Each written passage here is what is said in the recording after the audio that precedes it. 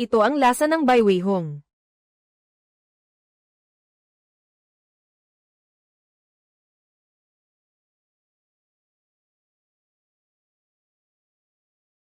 Bumalik ako sa araw ng kasal ko sa walang kwentang lalaki. Ching Feng, uminom ka pa ng bird's nest. Ching He, huwag kang mag-alala. Ibigay mo na sa amin ang sikreto ng Baiweihan. Tutal mamamatay ka na rin. Wala rin namang silbi kung itatago mo pa. Mas mabuti pang ibigay mo na kay Ming Yuan. Palaganapan at pagyamanin. Oo, Ching Feng. Ang Baiweihuran ay tiyak na ipapasa ko sa susunod na henerasyon. Ching He. Ako. Hindi ko kailanman ibinahagi, ngunit ito ang naging ugat ng inyong pagtataksil sa akin sa nakaraang buhay. Ito ang snow swallow na espesyal na ipinadala ni Ming Yuange. Tikman mo ang lason na hinaluan sa kwarto ng prinsipe. Ginamit ang amoy ng Baiweihan para itago ito. Tutal, malapit ka na rin namang mamatay. Wala rin namang silbi kung ay tatayro pa. Ngayon na perfected na ang Baiweihan. Ito na ang tamang panahon para ipakita ang ating kakayahan. Ipapamana ko ang Baiweihan sa'yo, sigurado ako dyan. Naantala sa daan ng Qinghe papuntang Jiang. Naantala kami sa daan papunta sa Qinghe Baojiang. Matagal ka bang naghintay? Tara na, kailangan na nating magparehistro. Qinghe ate, ang ganda mo ngayon. Qinghe ate, nanginginig ka sa tuwa. Ate Felicidad. Hindi mo naman pwedeng ipahiya ang mga matatanda sa publiko. Ginagamit mo ang aking posisyon at inaangkin ang aking lalaki. Baiweiwei, ang kapal ng mukha mo. Ang kasal na ito, kung sino ang gusto, siya ang magpakasal. Basta ako, hindi na ako magpapakasal. Su Qinghao, nababaliw ka na ba? Ate Qinghe, may hindi ka ba naintindihan? Alam ko na hindi mo ako gusto. Pero magkapatid lang kami ni Kuya Ming Yuan. Sa nakaraang buhay, sila ang pinakamalapit sa akin. At ngayon, nandito sila bilang asawa ko at matalik na kaibigan. Unti-unting kinuha ang lahat ng akin. Si Su Qinghe ang pinakamatalik mong kaibigan. Paano mo nagawang saktan siya? Guming Yuan, hindi mo ba naiintindihan? Kuya Mingyan, sinabi ko na, hindi ko na itutuloy ang kasal na ito. Kuya Mingyan, ayos ka lang ba? Hindi ba't pinapahiya mo lang ako? Mas nakakahiya kumpara sa mga maruruming bagay na ginawa nyo. Ano ba ang nakakahiya rito? Ate Qinghe, ano ang sinasabi mo? Hindi ko maintindihan, hindi ko magets. Walang problema, marami pa namang oras sa hinaharap, para hindi mo maintindihan. Simula ngayon, lumayo kayo sa akin ng kasing layo ng kaya nyo. Kuya Mingyu, paano nagawa ni Ate Qinghe ito sa'yo? Ayos lang. Ano na naman kayang kapricho ang ginagawa ni Su Qinghe? Huwag kang mag-alala, alam ko ang iniisip niya. Gusto lang niyang magpakasal sa akin. Pagkalipas ng ilang araw, siguradong babalik siya ng maayos. Oy, Weidong, huwag kang umalis. Huwag ka nang magtago, nakita na kita. Yung huling beses na nagpakasal ako, yung papel. Dumating din si Weidong. Mukhang gusto niyang magtapat ng pag-ibig sa akin ngayon. Pero nahihiya siya at hindi makalapit. Walang problema sa pag-ibig. Dumaan lang ako dito, narinig kong ikakasal ka kay Guming Yuan ngayon. Si Li Fuan, ang ama ni Lin Weidong. Taon-taon si Qiyulong. Ang mga siopaw na tinatawagan pa ng opisyal ay talagang masarap. Tama, ha ha ha. Napilitang magsara ang tindahan ni Wuchi. Dahil ikaw ang laging nagbubuhat ng mga sako sa pier, paminsan-minsan, nakikita mo ako mula sa malayo, pero hindi ka maglakas loob na lumapit o bumaba ng bundok. Tara na. Noon, bulag ako sa katotohanan. Hindi na ako magpapakasal kay Gumi Yuan, hindi ko alam.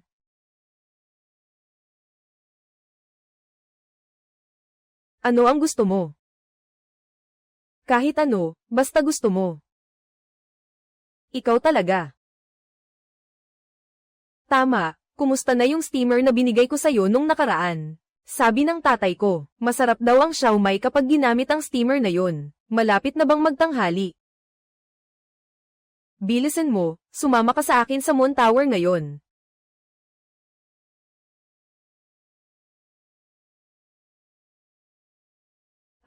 Patay na ba? Bagong labas na siomai ngayon, ito ang paborito mo. Salamat sa pagod mo, Zhang Chu. Sige, magpatuloy ka sa trabaho. Uy!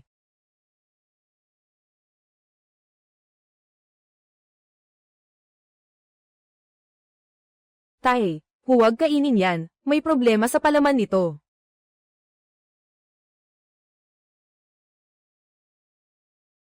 Boss Su, hindi tama ang lasa nito. Na-inspeksyon na ang gusali ng pagsusuri ng sasakyan dati dahil sa panis na pagkain. Bagamat naayos naman agad ito. Pero, hindi ako ang gumawa ng mga siopaw na ito. Si Chef Zhang ang nagdala nito mula sa kusina kanina.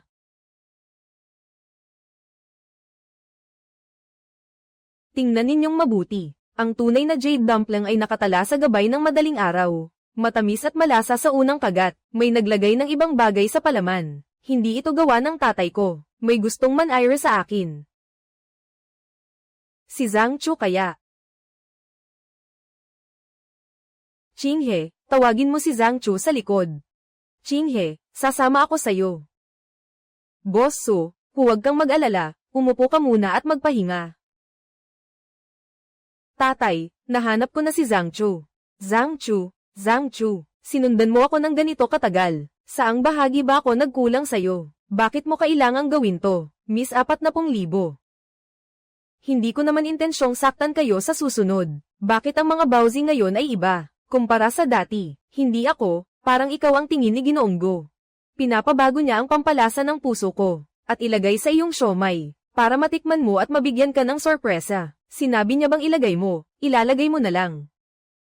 Sinabi ni Ginoong Go na kapag nagpakasal sila ni Senyorita, ang Yanqiao Tower ay magiging kanya. Paano ko ba naman maasar ang magiging amo ko? Ikaw talaga. Zhang Chu, tumayo ka na muna. Zhang, tandaan mo ito. Ang Yanqiao Tower ay laging pag-aari ng pamilya Su. Wala itong kinalaman sa pamilya Go. Sa tagal mong nanatili sa pamilya Su, naniniwala ako sa iyong prinsipyo. Huwag ka nang magpadala sa panlilinlang ni Gu Mingyuan. Bumaba ka na. Tatay. Huwag ka nang magalit. Hindi ba't kukuha ka ng lisensya ngayon? Hindi pwedeng magpakasal. Hindi karapat-dapat si Gu Mingyuan na pagkatiwalaan ko ng buong buhay ko. Mula ngayon, wala nang kinalaman ng pamilya So sa pamilya Go. Wala nang koneksyon. Kayo. Bakit kayo magkasama? Tito, nandito ako para ihatid si Shenlong. Ay nako, tatay, ayusin muna natin ang patunay. Ay. Mga kababayan. Ngayon, pasensya na kung hindi maganda ang aming pagtanggap, kaya mamaya ako mismo ang magluluto. Palitan ko lahat ng pagkain ng bago para sa inyo. At syempre, libre na rin lahat. Haha, ang galing naman, ang saya.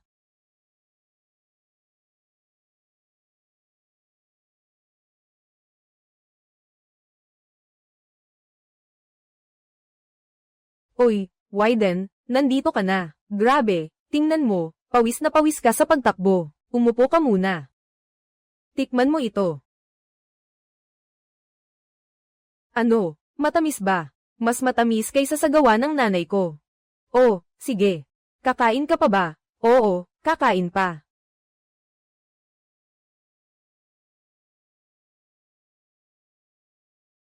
Oy, may bagong kasunduan. Ang bilis mo namang nakahanap ng kapalit. Qinghe, alam kong galit ka pa rin sa akin. Galit ka pa rin.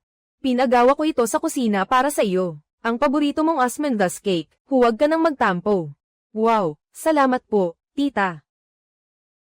Sige. Ay, hindi masarap. Su Qinghe, anong ibig mong sabihin? Umalis ka. Huwag mo nang guluhin si Qinghe. Hindi na kita pakikitunguhan ng maganda. Salamat sa mga kakanin mo, Gu Xiao, pero hindi ko kailangan. Kung gusto mo, kunin mo.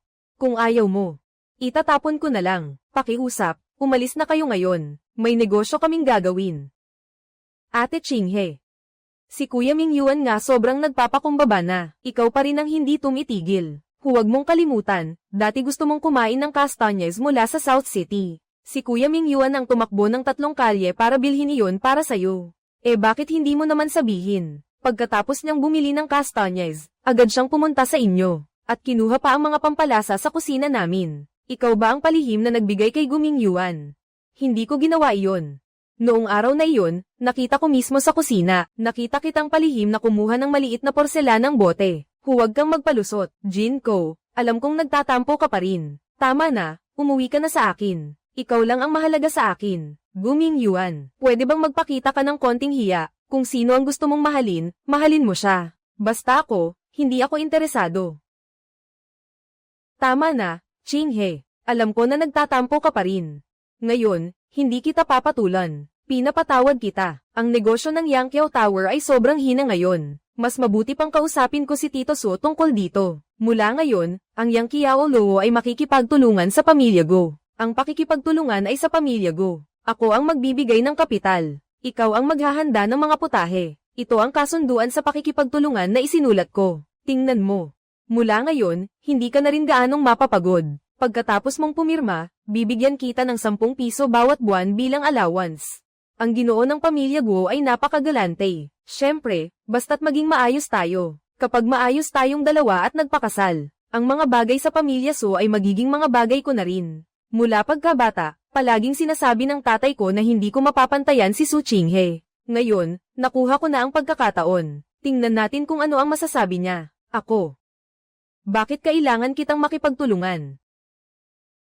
Ate Chen, si kuya yan ay para sa ikabubuti mo. Ang 10 piso kada buwan ay maganda na. Bukod pa rito, babae ka naman. Ano ang gagawin mo sa gusaling ito? Mas mabuti pang ibigay mo ito kay Kuya Ming Yuan para mapalago niya. May tulong mula sa pamilya Go. Siguradong mas magiging magaan para sa'yo. Kung para sa ikabubuti ko, bakit hindi mo banggitin siya? Nilagyan niya ng kung ano ang siomay. Gusto niyang pabagsakin ang Yancholu. Su Chinghe, anong karapatan mong sabihin yan? Kailan ko ginawa yan? Ikaw ang may gawa. Huwag kang magsalita ng walang basehan. Ano bang klaseng tao ka? Inamin na ni Zhang Chu. Ikaw ang nagsabi sa kanya na ilagay ang pampalasa. Sinabi ko na sa pulis ang tungkol dito. Huwag ka nang magulo. Ah, ganun ba? Pinlano nyo na pala ang lahat. Ano? Malalaman naman kung nagkasabwat kayo sa ilang sagupaan. Akala mo ba magtitiwala pa sa'yo ang Chinghe tulad ng dati? Huwag kang mangarap. Lin Weidong, ano ka ba sa tingin mo? Na kahit kay Brother Destiny, ganyan ka magsalita. Ano ang relasyon mo kay Su Chinghe? Bakit hindi mo maintindihan? By Weiwei, sino ka ba talaga? Sasabihin ko sa'yo. Naawa lang ako sa'yo kaya kita kinupkop. Ako ang nagpakilala sa'yo kay Gumiyuan. Hindi ko akalain na mag-aalaga ako ng isang traidor. Huwag mo akong tawaging Chinghe Jia ng paulit-ulit. Hindi ako si Su Chinghe na ate ng kahit sino. Kung saan ka nang galing, bumalik ka doon. Kayong dalawa, umalis kayo dito ngayon din. Huwag kang magulo, umuwi ka na kasama ko. Guming Yuan, kung hahawakan mo pa ako ulit, magre-report ako sa pulis na nanghahalay ka. Pwede bang tigilan mo na ang sobrang pagkamataas mo? Sa paningin ko, mas mababa ka pa sa aso. Hintayin mo ako, Weiwei. Ang sinabi mo kanina, sobrang nakakaalis ng galit. Syempre naman, sa ganitong klaseng tao, kailangan ng espesyal na paraan. Ang tamis talaga. Ang galing mo, Su Chinghe. Nagawa mo pang ilagay ako sa gobyerno. Tingnan natin kung paano kita paparusahan. Kuya Ning Yuan, may alam akong paraan. Anong paraan? Hindi ba't ang pangalawang tiyuhin mo ang namamahala sa mga hindi nabebenta? Ang ibig kong sabihin ay...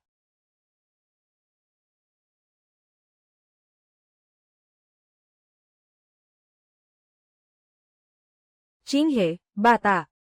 Anong nangyari sa'yo? Ang Yanchu Tower ay 100 taong gulang na tindahan. Bakit mo itinuturing na bulok na repolyo ang labanos? Kung makita ito ng mga suki, baka pagtawanan tayo. Oo nga. Hay, sige na nga. Mamaya na lang, mag-order ako ng adobong pata. Ang amoy ng karne, ibang-iba talaga kumpara sa gulay. Kaninang umaga, sabi ni Tio So ng Chinghe, naputol na ang supply ng sariwang karne. Sa Yan Chinglu, itong mga labanos, ako pa ang nakipagpalit sa magsasaka kaninang umaga. Naalala ko kahapon may natira pa tayong baboy na pata. Kunin mo at ibigay kay Tio Yang, sige.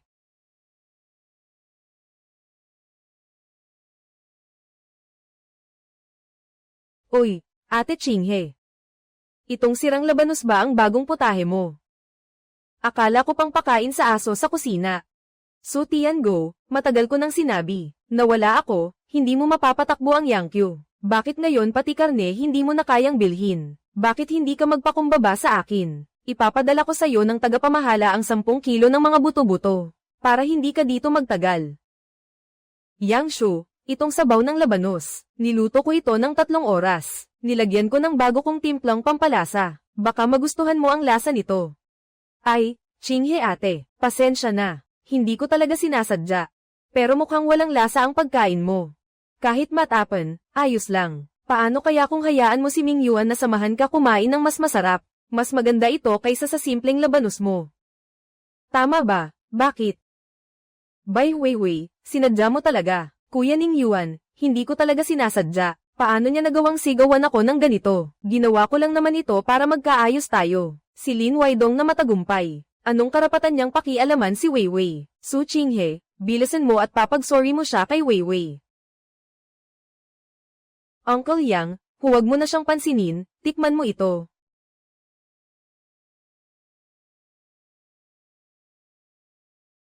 Ang bilis ng sasakyan. Chef A. Kapareho ng niluluto ng nanay ko noon sa tabi ng kalan. 15 taon na mula nang pumanaw ang nanay ko. Tuwing taglamig, naaalala ko ito. Hindi ko akalain na matitikman ko ulit ito ngayon.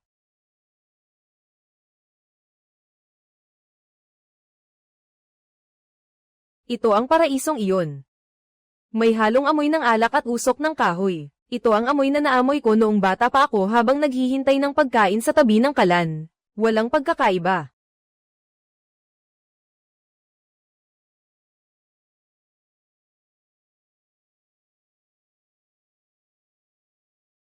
Siguradong may halong pampabango ito. Hindi kayang maglabas ng ganitong lasa ang karaniwang labanos. May problema ito. Paano kung sumakit ang tiyan natin? Ito ang bago kong timpla. Tinatawag itong Baiweihan. May halong pinatuyong balat ng dalandan, dahon ng laurel, at cinnamon. Amuyin mo kung may halong pampabango. Tunay na amoy ng saging. Walang halong daya. Chinghe, makinig ka. Huwag kang magulo sa sirang tindahan na to. Huwag mo nang buksan. Hoy! Mumingyo, bitawan mo ako. Akala mo ba, na umiikot ang buong mundo sa'yo? Sasabihin ko sa'yo. Ang ginagamit ko sa paggawa ng Baiwei Wonton ay hindi dragon, kundi puso ng tao. Sa tulad mong mapagkunwari, hindi mo kailanman matitikman ang lasa nito. Ang pagkain ng iba ay may halong damdamin. Ano bang ginagawa mo dito? Nanggugulo ka lang. Itinaas ang kamay, ikaw nga. Hintayin mo ako, Weiwei. Chinghe, pakibalot ng isang malaking mangkok. Boss, para sa hinaharap ko, gusto kong tikman. Sige, gagawin ko na ito ngayon, bilis-bilis.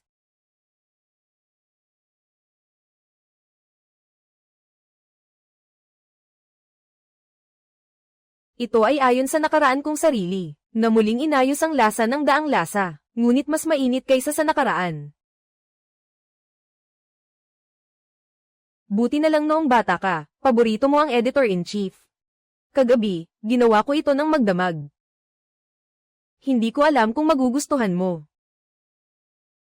Wow, ang ganda nito.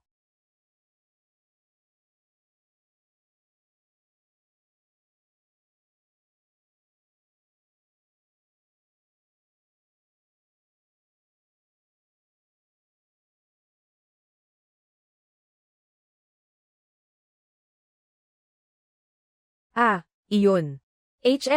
Malapit na ako sa bahay. Baka gusto mo nang mauna, para hindi ka mag-alala.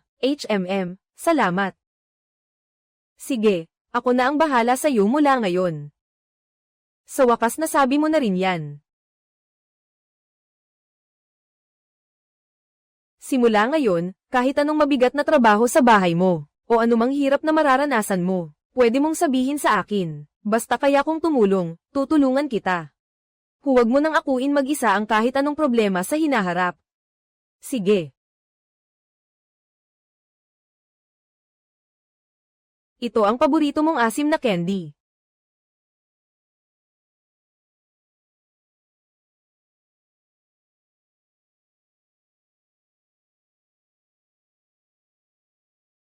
Ah, iyon. Uuwi na muna ako.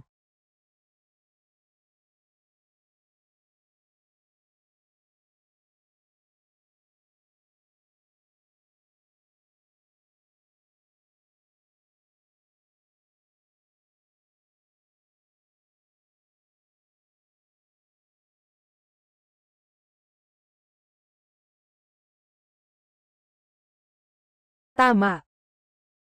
Ito ang lasa ko. Ito ang lasa na akin lamang.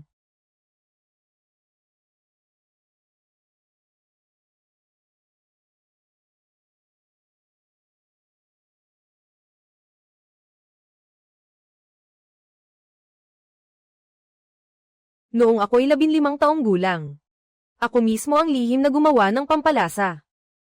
Naalala mo pa ba noong panahong iyon, kahit ang asin at pampalasa ay nasa sirang lalagyan?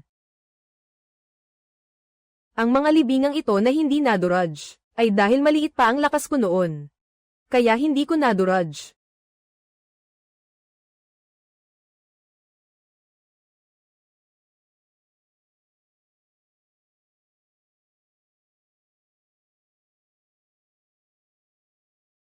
Ito.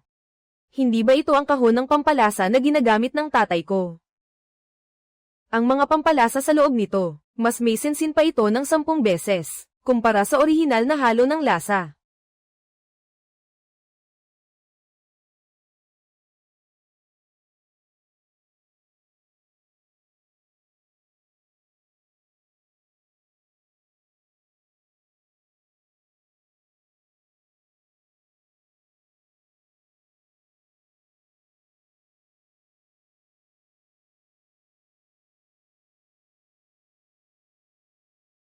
Lahat ng ito ay mga alaala ko mula sa nakaraang buhay. Ang kasalukuyang ako ay alam na kung anong uri ng halo ng lasa, ang makakapukaw ng pinakamalalim na alaala sa puso ng tao.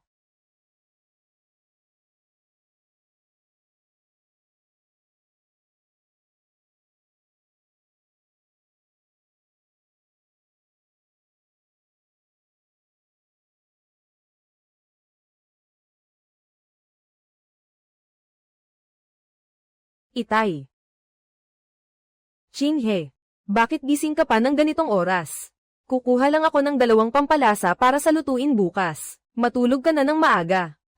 Oo nga pala, noong nakaraang araw sa bulwagan ng Yangklu. Paano mo nalaman na may problema sa mga siopaw? Noong pumasok ako sa pintuan, naamoy ko agad ang amoy na iyon. Hindi tama, at saka hindi ba mahina ang tiyan mo? Kailangan kong mag-ingat.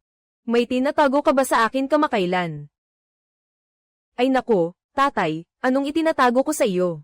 Pakiramdam ko may kakaiba sa iyo. Ay nako, tatay, baka masyado ka lang pagod kamakailan. Huwag ka nang mag-isip ng kung ano-ano. Umuwi ka na at magpahinga ng maaga. Ikaw din, magpahinga ka ng maaga. Maaga kang magpahinga, sige na.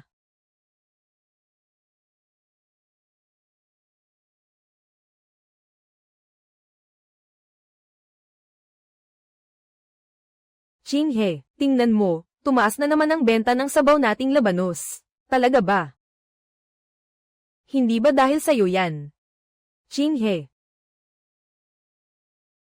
Chinghe, oh. Bakit nandito na naman si Gugo at ang batang amo? Hindi ba dumalaw ka na noong nakaraang araw? Ano na naman ang balak mong guluhin ngayon? Tumabi ka na at itigil ang mga walang kwentang sinasabi mo. Normal lang naman ang konting asaran sa mag-asawa. Huwag mo nang dibdibin ang nangyari noong nakaraang araw, Ate Chinghe. Ang mga nangyari noon, huwag mo nang masyadong isipin. Ang toyo na ito ay para sa trial sale. Bagong produkto na kakalabas lang. Alam ko na kamakailan ay nag-aaral ka tungkol sa mga lutong adobo. Sadyang nagdala ako para matikman mo ang bago. Salamat, pero hindi na kailangan, Suchon.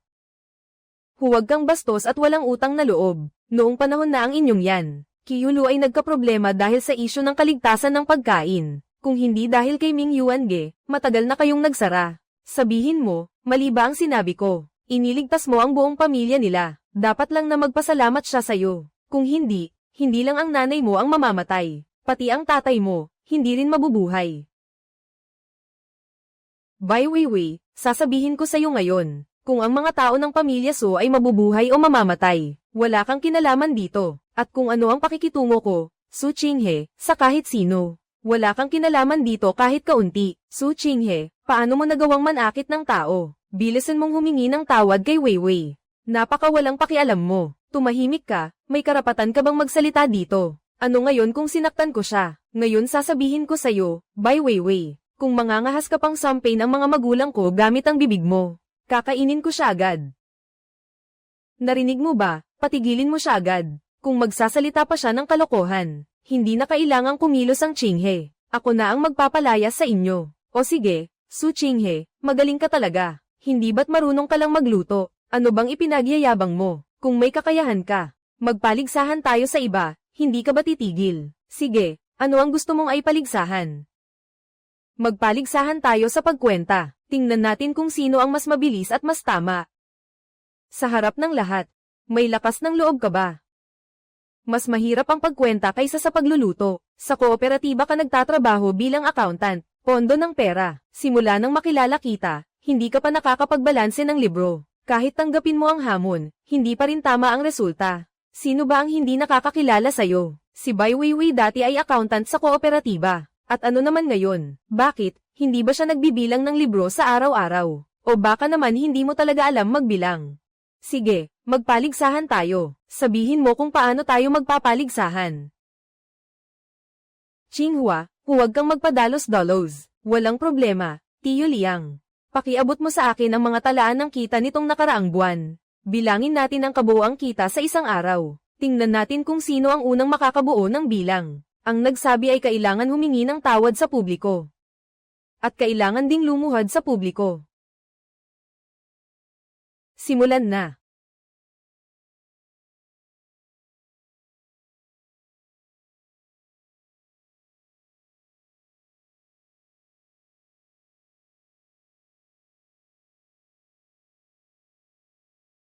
Nabilang ko na. Kabuuang halaga ay 87 pesos at 35 sentimos. Bakit hindi ka makapagsalita? Su Xiaokei, huwag mong kalimutan ang mga rural na lugar na hindi mo pa nabilang. Tingnan lang natin kung may makukuha tayo sa mga tala. Oo nga, buksan mo na yung isinulat mong papel. Ngayon, hindi na pwedeng baguhin yan. Ang kabuuan ay 86 na pesos at 9 na sentimos. Tito Yang, pakitignan mo. Qinghe. Qinghe, tama ba ang bilang? Walang kahit isang sentimong mali. Bye baby, sumobra ka ng 4.3 sentimos. Nagkamali ka ba sa pag-compute? Isinama mo ba ang advance payment para sa susunod na araw? Paano nangyari yun? Sa ganitong kaikling oras, ang bilis at tumpak ng pag-compute niya. Noong nakaraang buhay, ako mismo ang nag-aasikaso ng mga financials ng kumpanya. Ang kakayahan sa mental na pagkwenta ay lampas sa panahon na ito. Baka nagkataon lang. Su Qinghe, magaling ka, pero sa harap ni Gumiyuan, hindi mo pa rin ba aaminin ang pagkatalo? O baka naman sa kooperatiba nyo, madalas mangyari ito, na hindi sinasadyang sumobra ang bilang ng ilang sentimo. Humingi ka ng tawad. Lumuhad ka, ngayon din, agad-agad. Sino si Su Qinghe? Inireklamo ka ng barangay, may hinala na gumagamit ka ng ilegal na pampalasa. Walang lisensya sa negosyo. Sumama ka sa amin. Para sa investigasyon, mga pulis. Makikipagtulungan ako sa investigasyon. Pero hindi ba dapat akong maglabas muna ng ebidensya? At bago pa man iyon, gusto kong ang nagreklamo ay maayos na ipaliwanag sa akin kung bakit ang dala niyang sinasabing mataas na kalidad na toyo ay may bagong dikit na label. Ano ba talaga ang nasa ilalim ng label na iyon?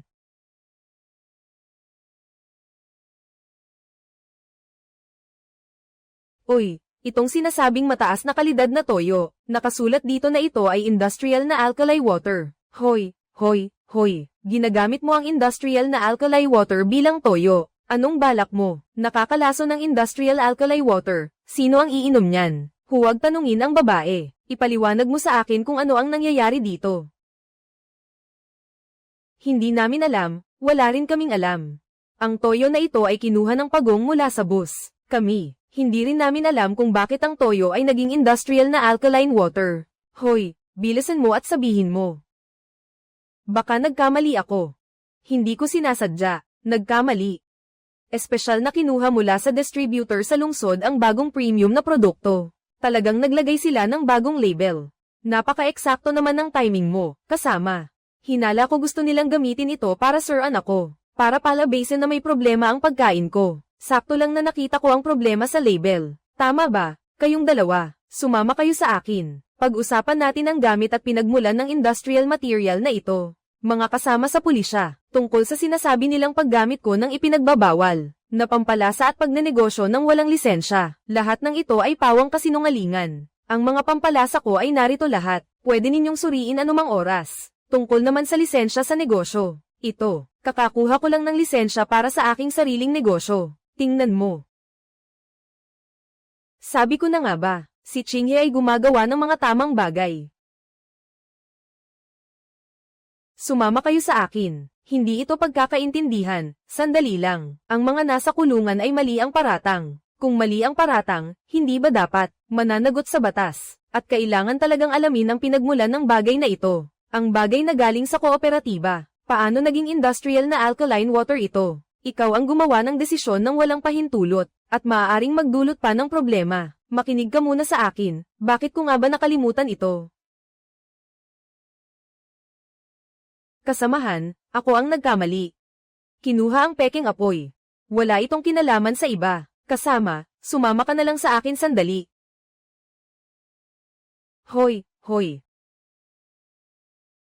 Siya lang ang may kagagawan nito. Wala akong kinalaman dito kahit kaunti. Wala akong alam ngayon, maniwala ka sa akin. Ginoong Go, tingnan mo kung gusto mong sumama na lang. Baka ako pa ang mag-imbita sa iyo palabas.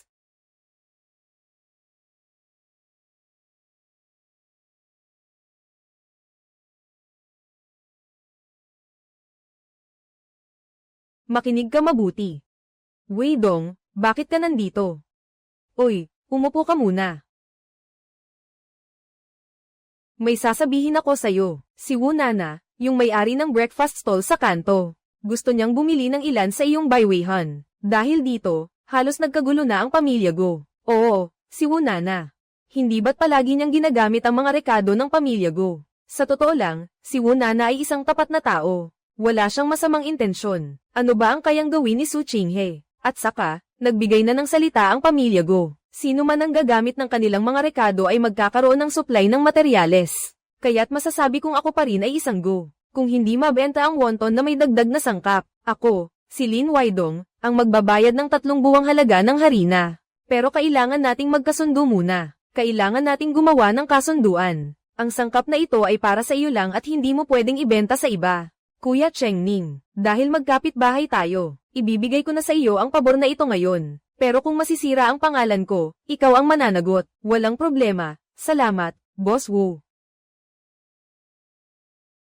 Pero Weidong, mataas din ang gastos natin sa mga pampalasa. Baka hindi pumayag si Wu Nana na magbayad. Napag-usapan ko na ang presyo sa kanya. Mas mataas pa kaysa sa kay Gu family. 2 pa, totoo ba? Ang galing mo talaga. Sige, mabuti na lang. Subukan ko na lang. Kung magtagumpay tayo sa negosyo kay Wu Nana, magdiriwang tayo. Parang nagtatag na tayo ng pangalan sa lugar na ito. Kapag dumating ang panahon na gustong harangin ng pamilya Go, kailangan nilang tanungin kung papayag ako. Uminom ka ng tubig.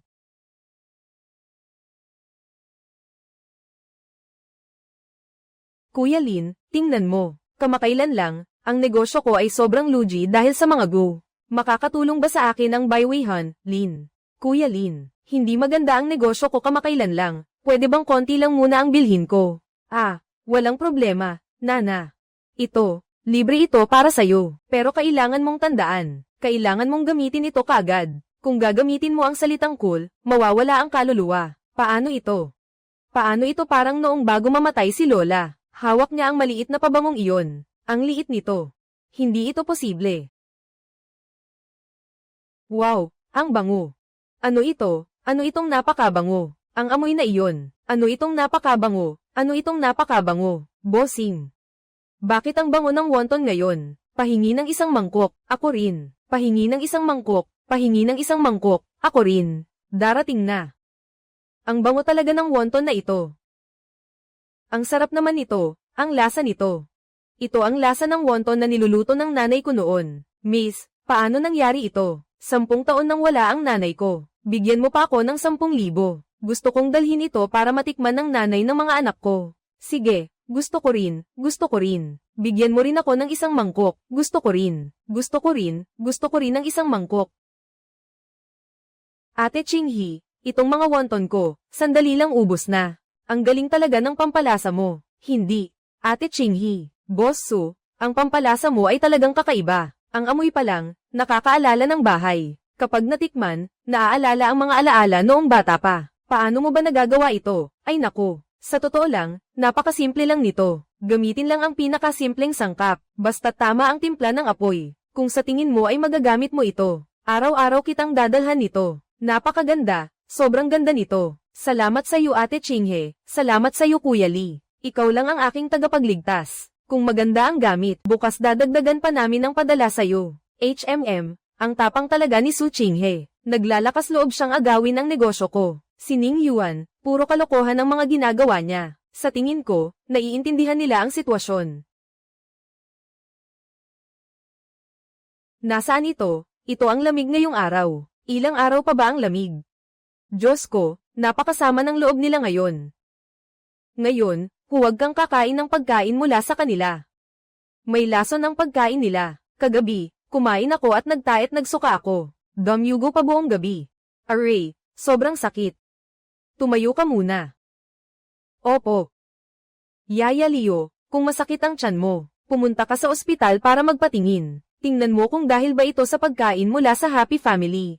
Kung magpapakalat ka pa ng chismis, papakainin kita ng hapunan. Ang tapang mo rin, batang babae. O kaya, sige lang, magwala ka. Pagkatapos ng lahat, bibigyan ka ni Ginoong Wu ng 50 pesos pamasahe. Isang malaking kasinungalingan na may maskara. Kayong mga walang puso. Dapat matagal ko nang pinaniwalaan si Ate Chinghee. Nilagyan mo ako ng kung ano-anong bagay. Wala na. Sige, lahat tayo umupo na. Wala na. Weidong, gusto kong maglagay ng lihim na lagayan dito. Para sa Bai Weihan. Baka kasi mana ko at magamit sa masama. Ang mga hayop na Gujiya ay nagpadala ng tao para bantayan. Bago mo pa sabihin, ginagawa ko na. Talaga bang dinala mo siya para magtinda, sa init at ulan pa? Hindi ba mas maganda kung maghatid na lang ng paninda sa tindahan ng wonton? Pero hindi naman natin pwedeng umasa na lang palagi kay Nana. Gusto ko rin kasing mas maraming tao ang makatikim ng lasa ng Bai Weihan. Hindi ka ba natatakot na magalit ang pamilya Go? Marami silang especially iya sa tindahan sa kanto. Marami talaga. Ay, madali lang yan. Bukas, maghanap ka ng tahimik na sulok sa kalye. Ang Yanchu Tower. Hindi na kasing lakas ng dati ang negosyo. Yung konting ipon nila, malapit nang maubos.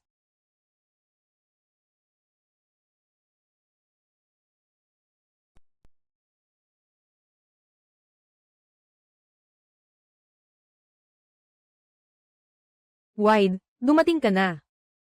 Ang bilis mong natapos. Jinghao, gumawa ako ng isang lihim na lagusan sa ibaba. Sa lagusan na ito, makakakita ka ng 3 banga. Ang susi na ito ay para sa iyo lang, gamitin mo ng walang pag-aalinlangan. Wow, Weidong. Ang galing mo talaga. Nahanap ko ang isang tahimik na kalye. Lumayo ka sa tindahan ng pamilya Go. Maraming tao sa paligid. Bukas, magtitinda tayo ng magkasama. Weidong, ang bait mo talaga. Oh, Chinghee, dito na lang tayo magtinda. Sige.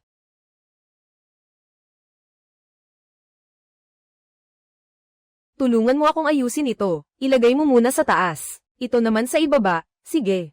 Ito ang bagong luto kong adobo. Ilalagay ko dito. Ayos na. Ay nako, sabi ni nanay. Si Chinghee, kapatid, ang bango ng adobo mo. Magkano ang isang bahagi ng pakpak ng pato? Ah, ito ba? Ginawa ko ito gamit ang bagong sekreto kong recipe. Ang mura naman nito, 1 piso lang. Sige, bigyan mo ako.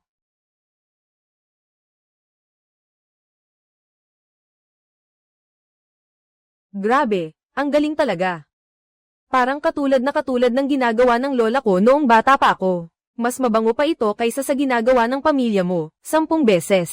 Bigyan mo pa ako ng 5. Ang bango, ako rin, gusto ko ng 1. Pumila kayo ng maayos. Bigyan mo rin ako ng isa, bigyan mo ako ng isa. Bigyan mo ako ng dalawa. Pumila kayo ng maayos. Magkahanay ang lahat sa isang linya. Ang galing. Wow, ang dami nito. Hindi ko akalain na sa paglabas natin saglit, naubos agad ang lahat. Talagang hindi nasayang ang pagsisikap. Mabuti naman. Salamat sa'yo. Huminto ka. Huwag kang pumunta doon, halatang sa pamilya Guyan. Siguro gusto ni Gumingyan na umatras tayo. Pero hindi tayo susuko, mas mabuti pang sundin natin siya. Babalik na lang tayo ngayon, HMM. Pagbalik natin, maghanda pa tayo ng mas marami, okay?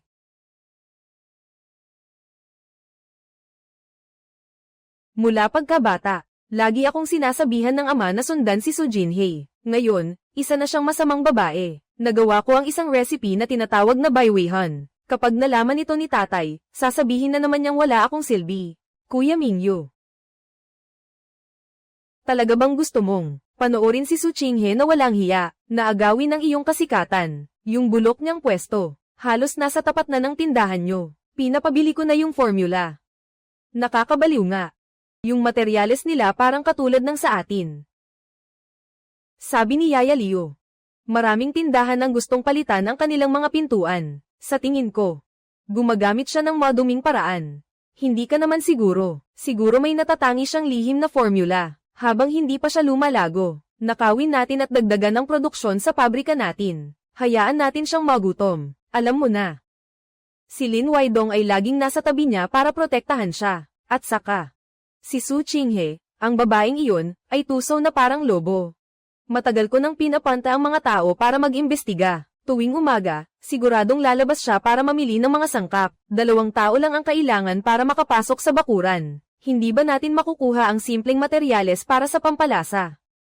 Gamitin natin ang lihim na formula para makabuo ng bagong recipe. Buong negosyo ng pampalasa sa buong bayan ay magiging atin. Huwag ka nang magdaldal pagdating ng oras. Alam ko kung paano umalis. Soo Jin-hye. Kapag nakuha ko na ang formula ng Baiwei, ang buong merkado ng pampalasa sa Yucheng ay magiging akin. Kuya Mingyuan. Ang Baiweihan na nakuha ng mga tao ko mula kay Soo Jin-hye. Vivi, pasensya na sa masama kong ugali noon. Huwag mong dibdibin. Walang problema, Kuya Mingyuan. Ang galing mo, Weiwei. Ngayon, meron na tayo nito. Pumunta ka agad sa pinakamagaling na laboratorio sa buong lugar. Gamitin ang proporsyong ito. Isa, at gawin mo ang espesyal na formula ng pamilya Go.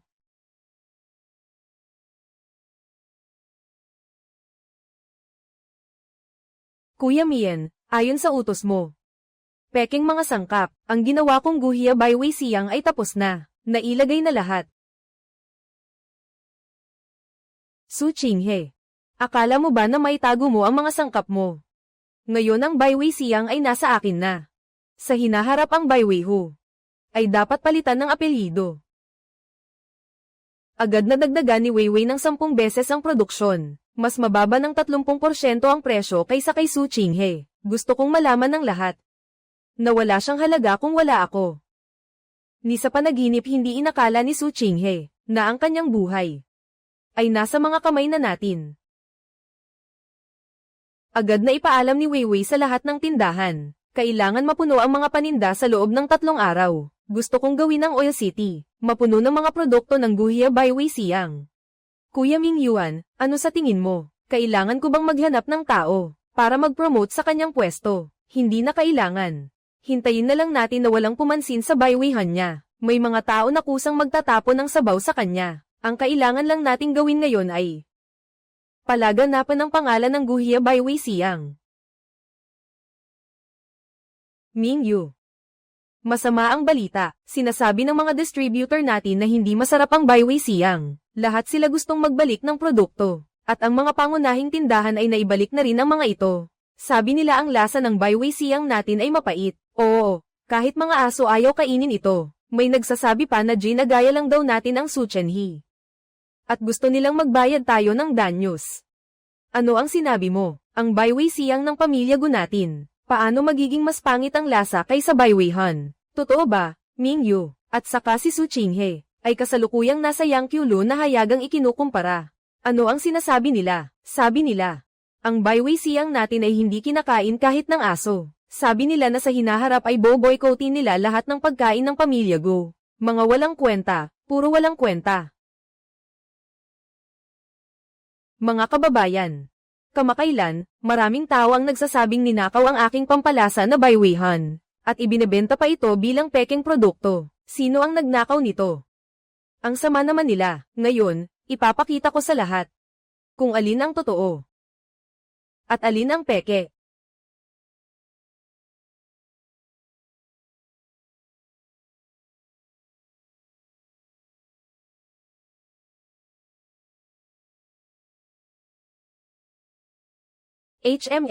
ang bango ng Osmondos. Kaya pala ang nabili kong adobo ay matamis. Ito ang tunay na kaluluwa ng iba't ibang lasa. Mas nag-aapoy at lumalabas ang amoy ng inihaw na Osmondos. Dahil ito ay ginawa ko gamit ang 3 taon na inimbak na Osmondos. Lihim na recipe. Nag-iisa lang ito sa buong mundo. 3 taon, hindi ba?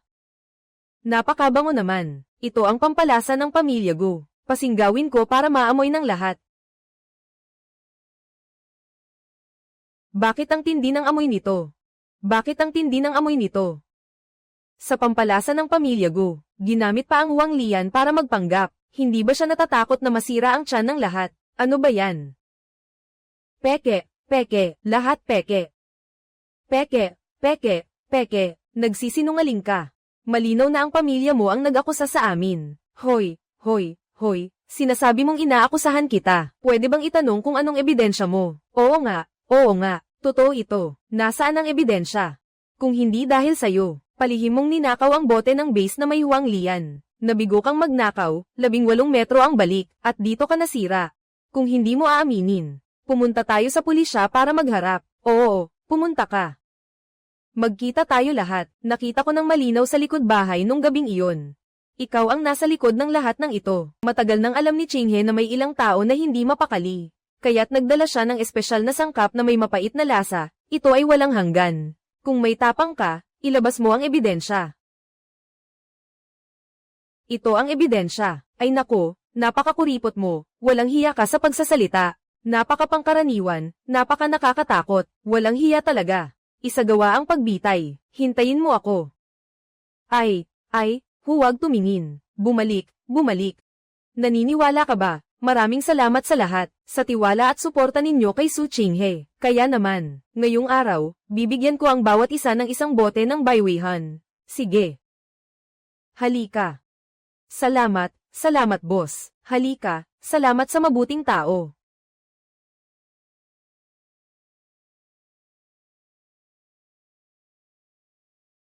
Oy, Yangshu, dumating ka. Sige, maupo ka na. May bago kaming inilunsad na serye ng pagkain na dingsian. Kakalabas lang nitong 3 araw na steamed buns. Hinihintay ka na para tikman ito. Bigyan mo ako ng isang basket.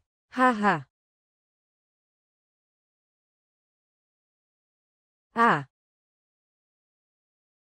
Wow, ang bango talaga. Ang linis ng lasa ng pagiging sariwa nito. May kakaibang lasa ng nostalgia mula sa bayan. Hindi tulad ng iba na umaasa sa toyo para sa lasa. Narito na ang eskwela. Narito na ang pitofu. Halika, batang babae ng Chinghe. Anong ulam ito?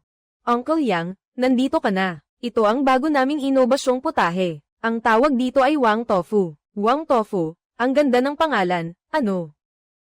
Sa ganitong simpleng mga sangkap, paano mo ito nagawang napakabango? Sa totoo lang, ito ay ordinaryong tofu, at karaniwang dugo ng pato na niluto. Paglalarawan, gusto mo bang tikman ang bagong lutong Wang Tofu? Malutong at matamis. Bigyan mo ako ng isang mangkok. Sandali lang, Tiyo Yang. Tiyo Yang, tikman mo. Wow, ang bango. Ang bango, ang bango. Ang mga sangkap at rosas ay tunay. Walang halong peke. Ang sarap haha. Ang pagluluto ay parang pagiging tao. Kapag masyadong sikim, nawawala ang tunay na halaga. Paki-empake ng isang malaking mangkok para sa akin. Bilisan mo, kainin mo na at dalhin mo pa uwi. Sige, okay. Yang Chuo, dahan-dahan lang sa pagkain mo. Suchon, Suzin, lumabas ka, River. Anong nangyayari dito? Ang building na ito ay pag-aari ng pamilya Go. Ikaw na walang hiya, lumayas ka na dito. Sinasabi mong ang building na ito ay pag-aari ng pamilya Go. Pwede bang ipakita mo ang ebidensya mo? Tingnan mo ng maigi, ang building na ito ay pag-aari ng pamilya So mula pa noon. Ikaw ba ay ipinadala ng pamilya Go? Ang kapal talaga ng mukha ng pamilyang Go. Ano bang sinasabi mo, ha? Anong ginagawa mo dyan? Nakatayo ka lang. Ito'y lugar para kumain. Hindi ito lugar para magwala ka. Kung ayaw mong kumain, umalis ka na lang. Anong pakialam mo, ha?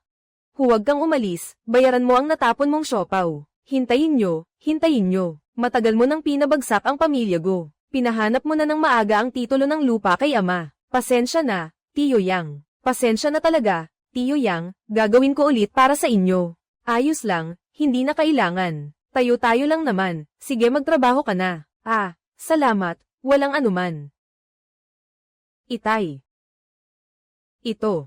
Ginawa ko ito gamit ang sariwang pansit-pansitan, tikman mo. Chinghe, hindi sa sinasabi ng Itay. Noong panahon na ang lolo mo ang nag-aasikaso ng restaurant, mahigpit siyang pumili ng mga sangkap, tulad ng lumang inahing manok, at ginamit ang buto ng dilaw na putik pagkatapos. Hindi siya gumamit ng kung ano-anong sangkap. Nako, alam ko na ang mga patakaran ni Lolo. Ang tamang proporsyon ng sangkap, ang oras ng paghuhugas ng harina. Sinusunod ko lahat ng lumang tradisyon. Pero hindi naman pwedeng palaging nakatuon sa nakaraan ang pagluluto. Itong kaluluwa ng lasa. Pinili ko ito matapos libutin ang lungsod, kabukiran, at bundok. At ang mga sangkap nito, bawat isa ay binilang ko ng daan-daang beses bago ko ito napili. Ang ibig mong sabihin ay sarili mong lasa, tama ba? Siyempre naman. Sa totoo lang, hanggat pinangangalagaan natin ang tamang pagpili ng mga sangkap, ang pasensya sa tamang init, kahit palitan ang paraan, hindi mawawala ang husay sa paggawa, di ba? Tama ba ang sinasabi mo? Tay, tikman mo, tikman mo. HMM, ang lasa nito, kumpara sa mga sangkap ng Yangklu, may konting natural na dating. Parang katulad noong bata pa ako, yung lasa ng mga dumpling na ginagawa namin sa bahay tuwing bagong taon. Tama ba, HMM?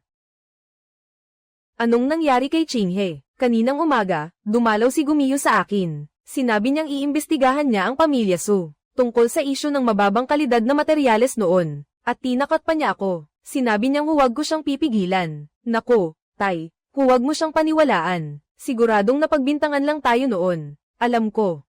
Pero sinabi rin niya na maglalagay siya ng kung ano sa mga rekado mo. Sinisiraan ka niya.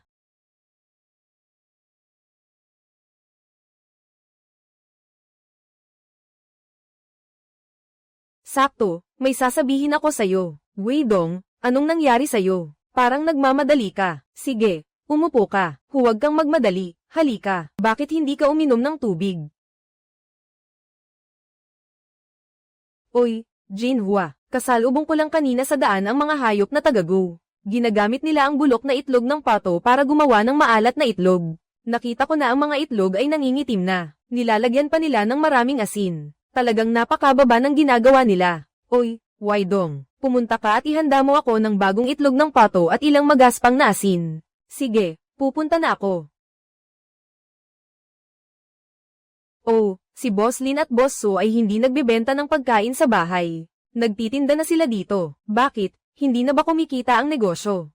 Sabi ng pamilya Go na ang kanilang itlog ng pato ay mula sa Gaoyu. Pero alam ba ng lahat kung paano malaman kung maganda ang itlog ng pato? Hindi namin alam. Paano mo tinitingnan ang itlog ng pato? Kailangan mong itapat sa ilaw. Kung ang pula ng itlog ay pula, parang paglubog ng araw sa Shaobo Lake, iyon ay magandang itlog. Ngunit kung ang pula ng itlog ay madilim, at ang balat ng itlog ay may amag, iyon ay bulok na itlog na pinalitan. Kapag kinain mo yan, magtatae ka. Ano ba yan? Kapag kinain mo, magtatae ka, Su Qinghai. Huwag kang magkalat dito. Ang mga itlog ng pato ng pamilya Go ay pinakamataas na kalidad. Inggit ka lang sa negosyo ng pamilya ko, Guming Yuan. Nagpapalusot ka pa ba, Su Qinghe, Tiyo Yang? Kinain namin ang mga itlog ng pato nyo. Nagkasakit na nga at na-hospital pa. Ikaw naman, nandito pa rin na kunwari nagtuturo kung paano pumili ng itlog ng pato. Wala ka bang konsensya? Na-hospital ako. Narinig mo ba, Su Qinghe? Si Uncle Yang, kinain ang itlog mo, na-hospital tuloy. Nagtuturo ka pa rin dito kung paano tingnan ang itlog ng pato. Talagang wala kang hiya, hayop ka, tumahimik ka. Ang mga itlog ng pato ng pamilya Su ay hindi kailanman magiging ganito. Ikaw ba ang walang konsensya dito? Ang itlog ng pato ko ay may tatak na yan. Anong kinalaman ko sa mga salitang kiyalo? May malinaw na ebidensya na, pero nagmamatigas ka pa rin. Hoy! Peke ang itlog ng pato na ito. Hindi ito ang itlog ng pato mula sa amin. May kahon ang itlog ng pato namin. Pero ito wala naman. Oo nga. Su Qinghe, hanggang ngayon nagdadahilan ka pa rin. Si Uncle Yang ay malusog naman. Bakit pagkatapos kainin ng itlog ng pato mo ay na-hospital siya? Hindi ba ito galing sa Qinghe? Hindi ba ito ang itlog ng pato mo? Ito ang itlog ng pato ng pamilya Go. Nakita ko ito sa basurahan namin. Tinanong ko ang kusinero. Sinabi niya na si Gumin ang nag-utos na palitan ang balat nito. Plano niyang ipahamak ka. Ikaw, matandang hindi mamatay mete. Subukan mo lang magsalita ng kalokohan.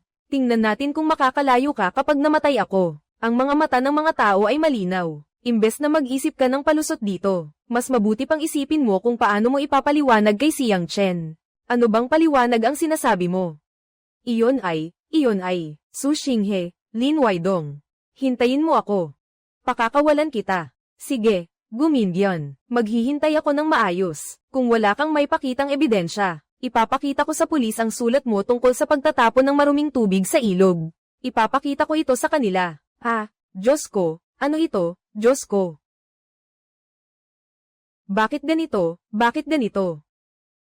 Mga kababayan, ngayon ay lubos akong humihingi ng paumanhin sa inyong lahat. Salamat din sa inyong suporta sa akin. Kaya naman, ang mga itlog ng pato ay libre ko nang ipamimigay sa inyo. Maraming salamat, Boss Su. Salamat, ang mga itlog ng aming pamilya ang pinakamasarap. Pagdiriwang, gusto ni Nana na maghanap ng trabaho bilang leader sa Yangklu. Oo, tingnan mo, walang problema. Nana, umupo ka muna. Ano ang nangyari, Ate Junhei? Simula nang gamitin ko ang iyong Byway Soul, tumigil na ako sa paggamit ng mga pampalasa mula sa tindahan ng Go. Pero hindi ako sang-ayon sa sapilitang pagbili ni Go Jekiang. Pinilit nila akong maglagay ng mga bagay sa linya ng aking balbas, na naging sanhi ng paglibak ng lahat. Walang problema Nana, pwede kang manatili dito. Pero mahigpit ang mga patakaran sa aming tindahan. Kailangan mong magluto ng may puso. Gagawin ko ito ng maayos, Qingheji. Oo. Halika, Nana. Kung gusto mong matuto ng pagluluto sa akin, kailangan mong magsimula mula sa simula. Ito ang pinakasimpleng Yangzhou fried rice, tikman mo. Kompleto sa kulay, bango, at lasa. Ate Jinhei, paano mo ito nagawa? Napakadali lang nito. Una, lutuin ang kanin hanggang 7 bahagi lang. Tapos patuyuin. Pagkatapos, painitin ang mantika sa kawali. Tapos basagin ang itlog. Itong kanin, dapat butil-butil kapag pinirito. Parang mga bamboo shoots. Tapos yung itlog, dapat parang mga dahon ng kawayan. Pagkatapos, haluin ng ilang beses at pwede nang hanguin. Ano ito? Ito ang tunay na pag-alis ng espada. Qinghe ate. Qinghe ate, tanggapin mo ako, mag-aaral ako ng mabuti sa iyo. Umaasa lang ako na balang araw, mapalasap natin sa pamilya Go ang bunga ng kanilang mga ginawa. Simula ngayon, Nana, magkasama tayong aakyat, hakbang-hakbang. Hanggat nandito ang Qinghe Residence, ipapasa natin ang kasanayang ito ng magkasama. Salamat, Qinghe. Sige na, huwag ka nang umiyak.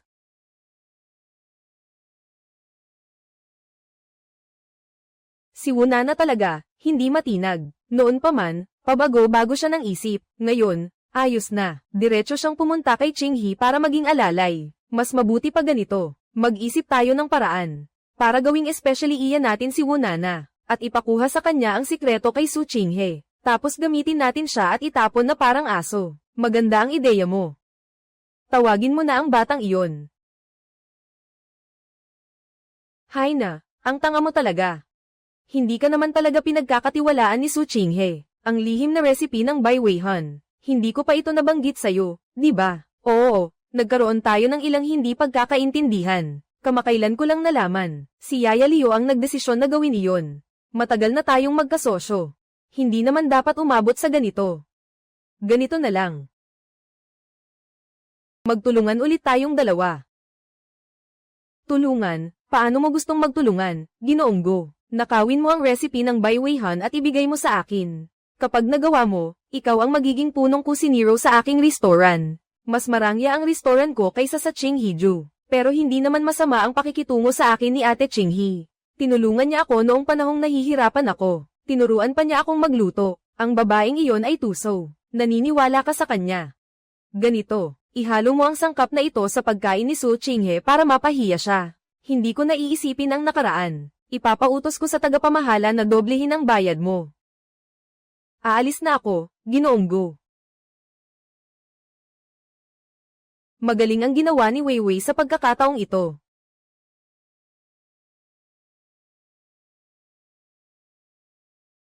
Ate Qinghe, ang babaeng si Guming Yuan ay talagang isang hayop na nakasuot ng damit. Nagplano pa siyang saktan ka. Alam ko na mabuting tao si Nana. Sa pagkakataong ito, ang Canal Flavor 3 ni Jinghao, desidido ang pamilya Go na agawin ito. Narinig ko kagabi. Nagbigay ng regalo si Guming Yuan sa mga hurado. Tailaiksen, kailangan manalo si Bai Weiwei ng unang pwesto sa kompetisyon ng mga tagahanga. Ginto at pilak ang ibinigay nila. Ang binigay ko ay taos-pusong hangarin. Magkakapareho ba iyon? Pero hindi naman puntos ang hangarin. Narinig ko pa kagabi si Bai Weiwei na nagyayabang. Sabi niya, kahit ang karapatang sumali ay hindi mo nakuha. Tingnan mo ito. Ito ang bago kong timpla ng iba't ibang lasa. Sarsa na gawa sa lumang toyo, at pinahusay na may Shobo Lake seasoning. Kung talagang marunong ang mga hurado sa pagkain, sigurado akong malalasahan nila ito. Sige Qinghe, naniniwala ako sa'yo. Naniniwala rin ako kay Ate Qinghe.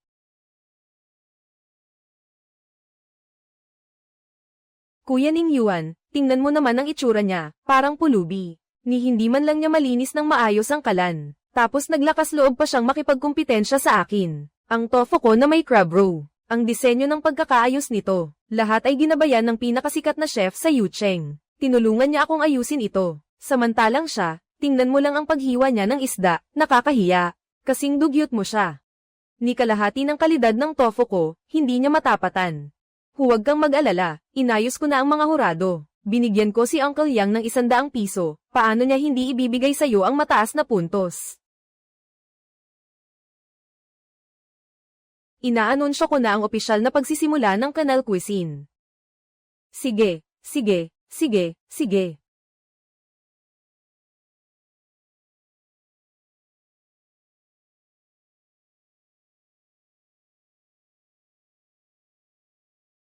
Hindi si Su Qinghe. Ang sangkap na gagamitin mo sa kompetisyon ay ito. Ilang maliliit na igat. Paano may kukumpara sa aking alimasag na may luya? Ang aking alig ay mula sa alimasag na binuksan lang kaninang madaling araw.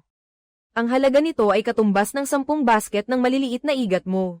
Walang problema, hintayin na lang natin kapag nilapag na ang mga putahe sa mesa. Alam na ng mga hurado ang gagawin nila.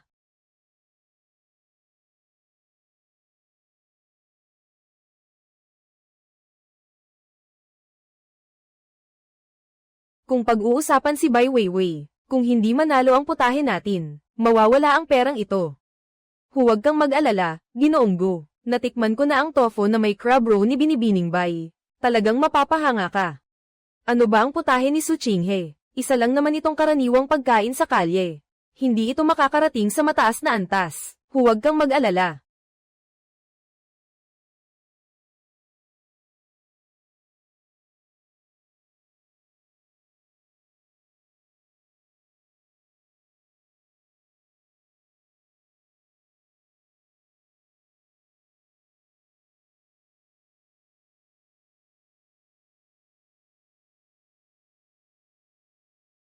Hindi masama, hindi masama.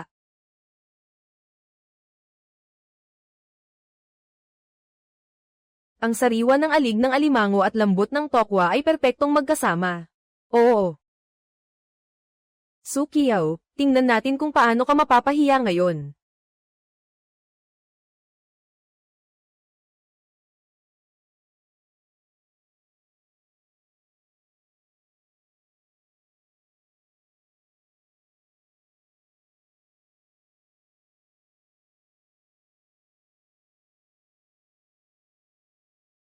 Ito. Ito. Anong lasa ito? Tito, masyado bang hindi masarap ang luto ko? Susyon, hindi ko sinasabi na. Ang galing mo sa pagluluto ay hindi pang entablado. Bakit ka pa nag-abala? Pero syempre, kung hihilingin mo sa akin, pwede kong isiping tumahimik. Ikaw talagang hayop ka, hindi ka makakapagsalita ng maganda. Ikaw at si Bai Weiwei, pinag-uusapan ang mga bagay na maayos. Tila walang hindi nakakaalam nito. Talagang hindi pa ako nakakita ng taong kasing kapal ng mukha mo. Tahimik, tahimik, lahat tahimik. Ang lambot ng pagkain ito, natutunaw sa bibig. Ang sarsa ay sobrang malasa, tumatagos sa buto. Hindi pa ako nakakain ng ganito kasarap na pagkain. Napakabango talaga. Parang noong nasa tabi ng kalan si nanay at ginagawa ito para sa akin. Pareho ka ng baliw.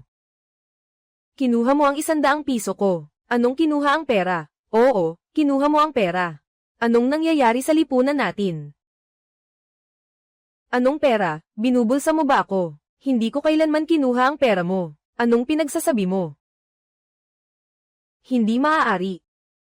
Mas masarap ang tofu ko, malinaw naman. Inihahayag ko ang nanalo sa unang lugar ng isda at pampalasa. Ang Yan Chulu, Lok Chinghe, at Yuan Do ay karapat-dapat sa parangal. Sige, sige, sige, sige, sige.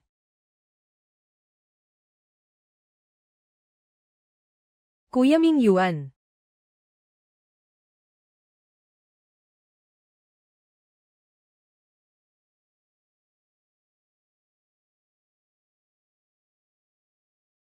Ano itong nakakaakit? Bilis, bilis, bilis. Ginawa ko ng isang mangkok ng Yangchun noodles para sa'yo. Tapos nagdagdag pa ako ng bagong sangkap. Bilisan mo, tikman mo na. Pag lumamig, hindi na masarap. Sige, sige, bilis.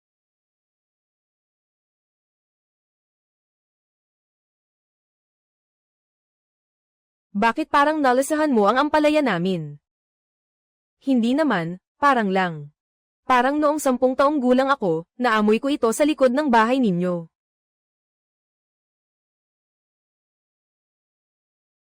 Noong taon na iyon, nagdala ako ng gamot sa inyo. Ang nanay mo, nagbibilad ng pampalasa sa likod ng bahay.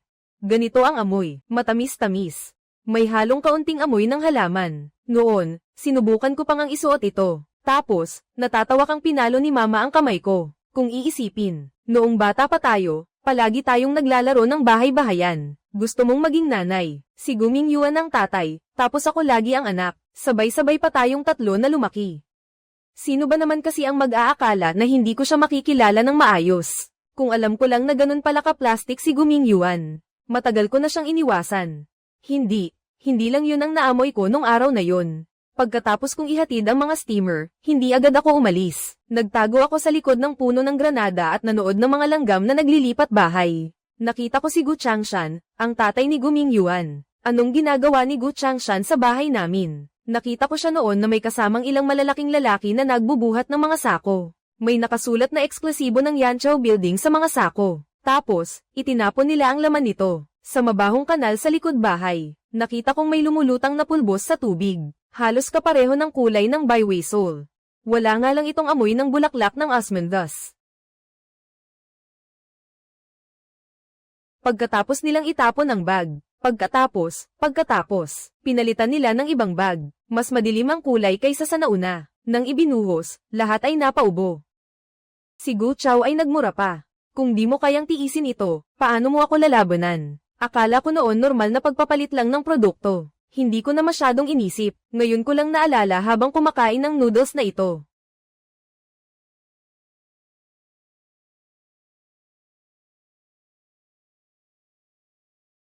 Chinghe, bakit mo ako dinala dito? Ito ang lugar kung saan namin iniimbak ang mga pampalasa sa bahay. Dinala kita rito para makita. Oy, Chinghe, bakit nandito ang jar na ito? Ang luma na pala nito.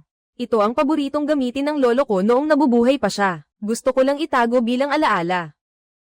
Ano naman ito? Ang tatay ko. Lagi niyang sinasabi na dapat pinakapurong sangkap ang gamitin sa paggawa ng sarsa. Pero noong taon na iyon, nalaman na may problema ang susos namin. May nagsabi na gumamit daw kami ng mababang kalidad na pabango. Tapos ikinalat pa ang mga chismis tungkol sa Yang Kielo. Naalala ko, sobrang galit ng tatay ko noon kaya hindi siya makatulog. Naalala ko na. Noong huli, sinabi ko na nakita ko si Ji Changshan na may kasamang ilang tao. Yung mga sako na yun, yung mga sako na may tatak ng Yankee Yellow, tinapon nila sa Kesoigo. Pinalitan nila ng mga sako na may mas madilim na pulbos. Akala ko dati, bata pa kasi ako, na asukal na yelo yun. Pwede ba? Siguradong nagkaroon sila ng masamang epekto mula sa kung ano-anong halo, kaya pala nasuri na may problema ang mga sauce sa bahay ninyo. Alam mo ba kung anong kulay ang lumabas? Ay nako. Tingnan mo, may nakasulat na maliit na letra dito. Nakasulat dito, ibebenta. Ang atsara ng pamilya Go ay laging may matapang na amoy, hindi tulad ng natural na pinatuyo. Chinghe. Siguradong hinaluan ng pamilya Go ng mababang kalidad na pabango ang atsara ninyo. Sinadya nilang sirain ang pagkain ninyo at ibintang sa inyo. Chinghe, ayos ka lang ba Chinghe? Kasi sabi ng tatay ko na may problema sa kwintas na iyon. Pero paano kung patuloy kong sinasabi na tumatanda na siya at nagiging makakalimutin? Huwag kang mag-alala, nandito ako. Ayos lang ako, unahin mo na ang mga gawain mo. Ako. Gusto ko munang mapag-isa sandali.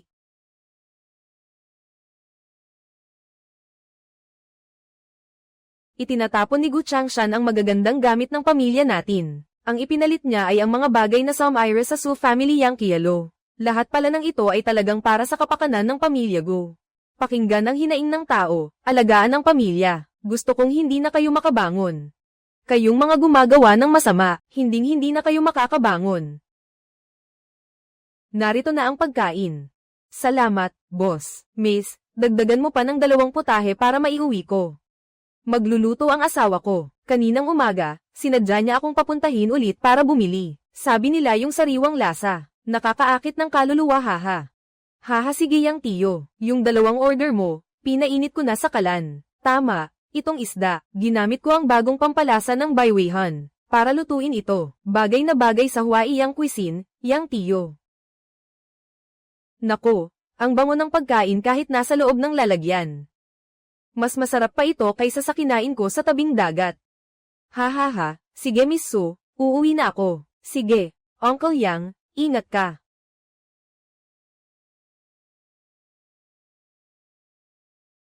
Qinghao, Yan Jiaolu, ang mga order ng pagkain ay fully booked na hanggang katapusan ng buwan. Sa pamilya Go, naupo ako sa pantalan. Narinig kong binanggit ni Gu Mingyuan sa iba na ilalabas niya ang tatay niyang si Gu Changshan sa ospital. Mas matindi pa ang matandang iyon kaysa kay Gu Mingyuan. Noong panahon na nakikipag-ugnayan si Tito Su sa kanila, wala siyang nakuhang benepisyo. Oo, alam ko. Noong panahon na iyon, ayaw ibigay ng tatay ko ang formula. Ginamit ni Gu Changshan ang kamerang iyon para kunan ang mga atsara sa bahay namin na nasira. Ipinakalat niya ito kung saan-saan. Ang mga chismis ay nagdulot ng malaking epekto sa negosyo ng Yancholu. Hindi ko hahayaang magtagumpay siya. Tama, pakitingnan mo nga kung kumusta na ang bagong nilutong putahe.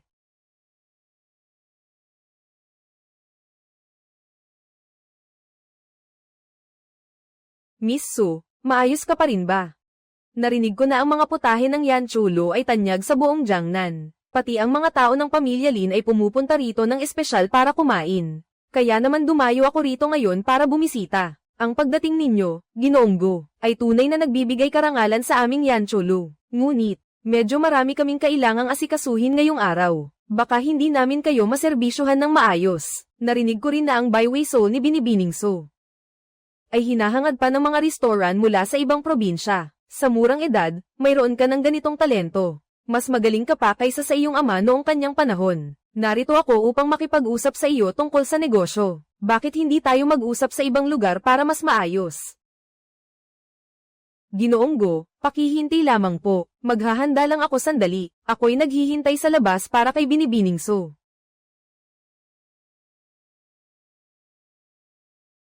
Binibining Su. Ang Yancholu mo ay isang maliit na tindahan lamang. Ang Baiwei na napakaganda ng kalidad, ay nakatago sa ganitong kaliit na lugar. Sayang naman, ang ibig sabihin ni Ginoong Go ay, ang pamilya Go namin ay may higit sa 20 tindahan sa Jiangnan. Bakit hindi tayo magtulungan? Ang pamilya Go ang magbibigay ng pondo para sa mga sangkap. Si Miss Su naman ang magbibigay ng recipe ng Byway Soul. Pag kumita tayo, hahatiin natin sa 70-30. Ano sa tingin mo? 70-30, napakawalang hiya talaga ng pamilya Go. Parang kumita ng walang puhunan. Ang recipe ay bunga ng pagsisikap at dedikasyon ni Chinhee. Maingat niyang pinaghalo ang mahigit 100 sangkap. Bakit namin ito ibibigay sa inyo ng libre? Huwag kang magsalita ng ganyan, bata ka pa. Noong araw, si Su Cheng ay matalik na kaibigan naming lumaki kasama namin. Ang pagkakaibigan namin ay nandyan pa rin. Bukod pa riyan, ikaw at ang anak naming si Min Gyo ay nagkaroon ng isang relasyong hinangaan ng lahat. Kung sisang-ayon ka, kaya kitang gawing kagalang-galang. At papasukin sa pamilya Go, bilang manugang ng pamilya Go. Iyan ang pangarap ng maraming babae. Paano mo nagawang banggitin ang hayop na si Gumingay, kung hindi lang siya at si Bai Weiwei, na nagloko? At nagsalita ng masama sa likod ko. Anong nangyari kay Chen? Sa dami ng taon, ang hirap ng pinagdaanan niya. Ngayon mo pa nagawang sabihin yan.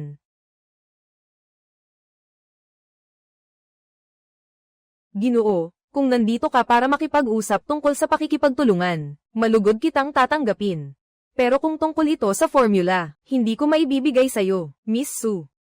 Sa tingin mo ba kaya ng maliit mong negosyo na protektahan ang formula? Ang tindahan ng kotse sa Jiangnan, iilan lang ang naglalakas loob na hindi bigyan ng respeto ang pamilya Go. Itong 3 uri, ay mga sample ng Byway Han. Pwede niyong tikman ang lasa, pero ang recipe ay nasa isip ko lang. Tao. Kumuha si Ginoong Go ng isang mangkok ng puting toyo.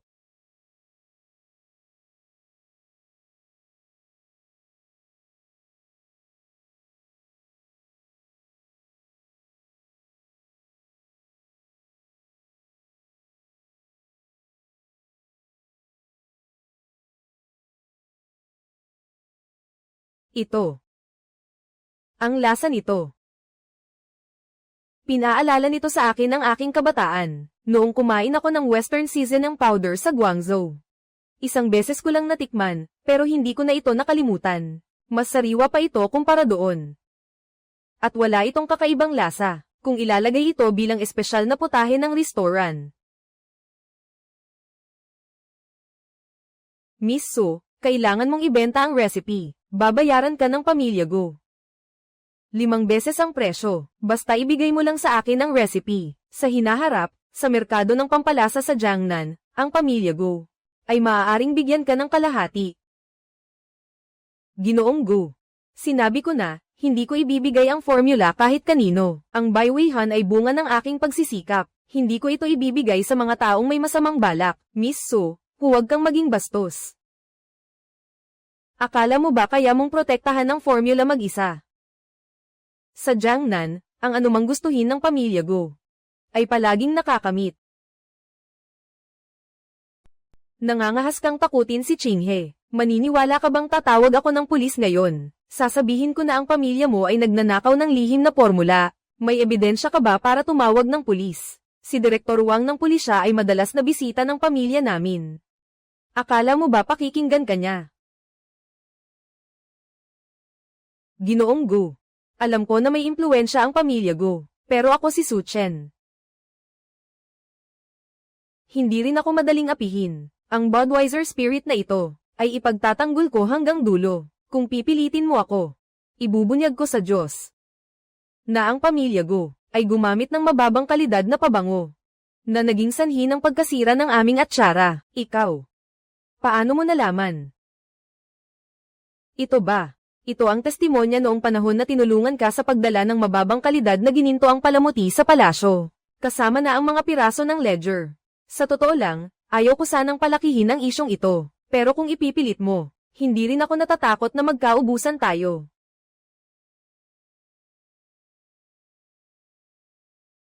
Su Chinhee, tandaan mo ito. Itong utang na ito, isusulat ko sa talaan ko. HMPH.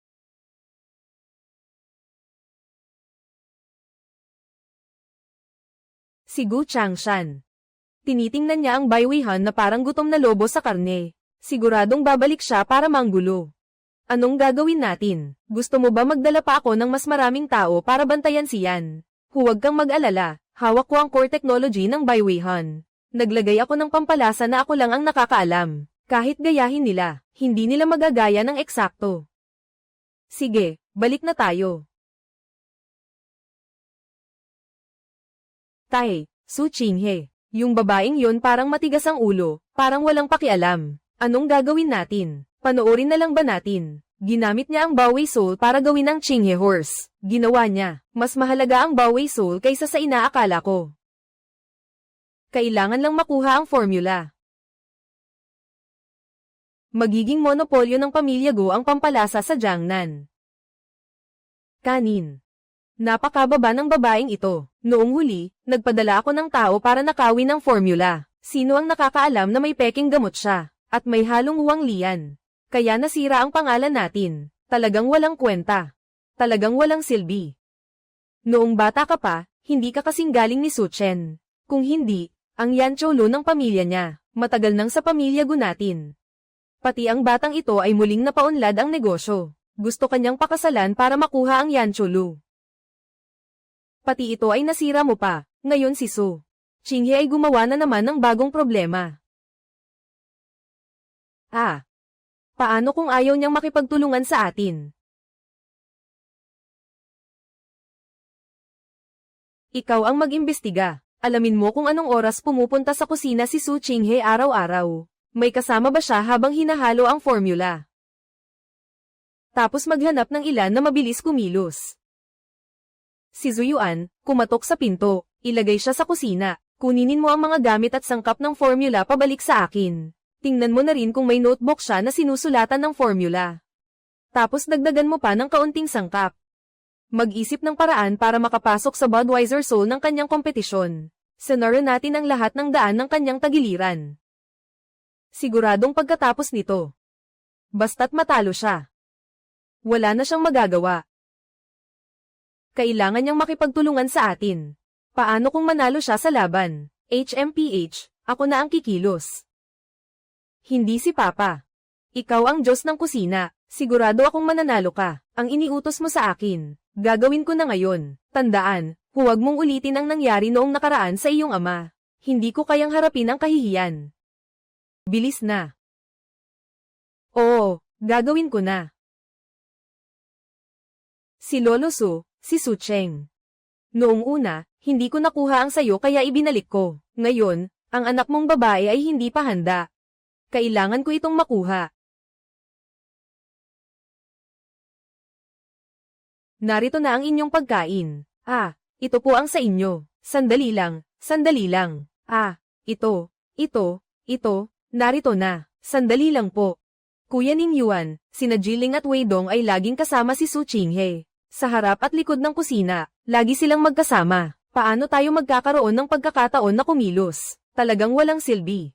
Ano bang ginagawa mo sa pamilya Go? Kuya Ming Liang, sinunod ko na ang sinabi mo at naghintay dito ng 3 araw. Pero hindi naman ako pinapansin ni Su Qinghe. Umalis ka, sinasabi ko sayo. Hindi ba dati sinabi mo na may paraan ka? Ngayon, anong silbi ng sinasabi mo? Sinabi na natin, hindi natin maabot ang formula ng Bai Weihan. Nasa bahay na ng pamilya Go. Wala kang makukuha kahit 1 sentimo.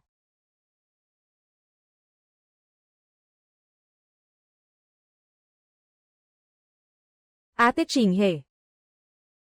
Ate Qinghe. Niloko ako ni Guming Yuan at pinalayas pa ako. Pakiusap, patuloyin mo ako. Wala na akong mapupuntahan. Ikaw talagang walang hiya. Ikaw at si Guming Yuan ang nambuli kay Qinghe. Ngayon nandito ka para magdrama. Umalis ka na. Kailangan kong makapasok dito. Su Qinghe, ang kahihiyan ko ngayon, ay babawiin ko ng maraming beses sa hinaharap. Qinghe Festival, marunong akong magluto at maglinis. Hindi ko kailangan ng sahod. Kailangan ko lang ng pagkain. Ang Budweiser na ito ay malamang galing sa pamilya Go. Gusto kong makita kung ano ang ginagawa ng mga taong ito. Tumayo ka na muna. Pwede rin, pero ganito. Huwag na huwag ninyong gagalawin ang mga lalagyan ko ng pampalasa.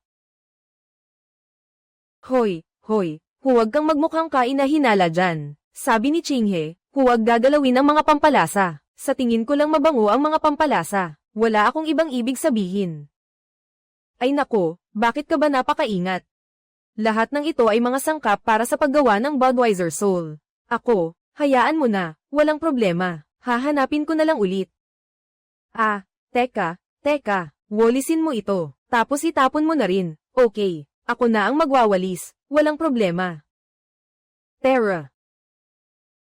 Ito ang pangunahing sangkap ng Byway Soul, di ba? Sa mga kritikal na sandali, kailangan mo pa rin ako. Kahit gaano ka katalino, Su Qinghe, hindi mo maiisip na nanakawin ko ang mga sangkap. Sinabi ni Ming Yuan, basta mayroon nito.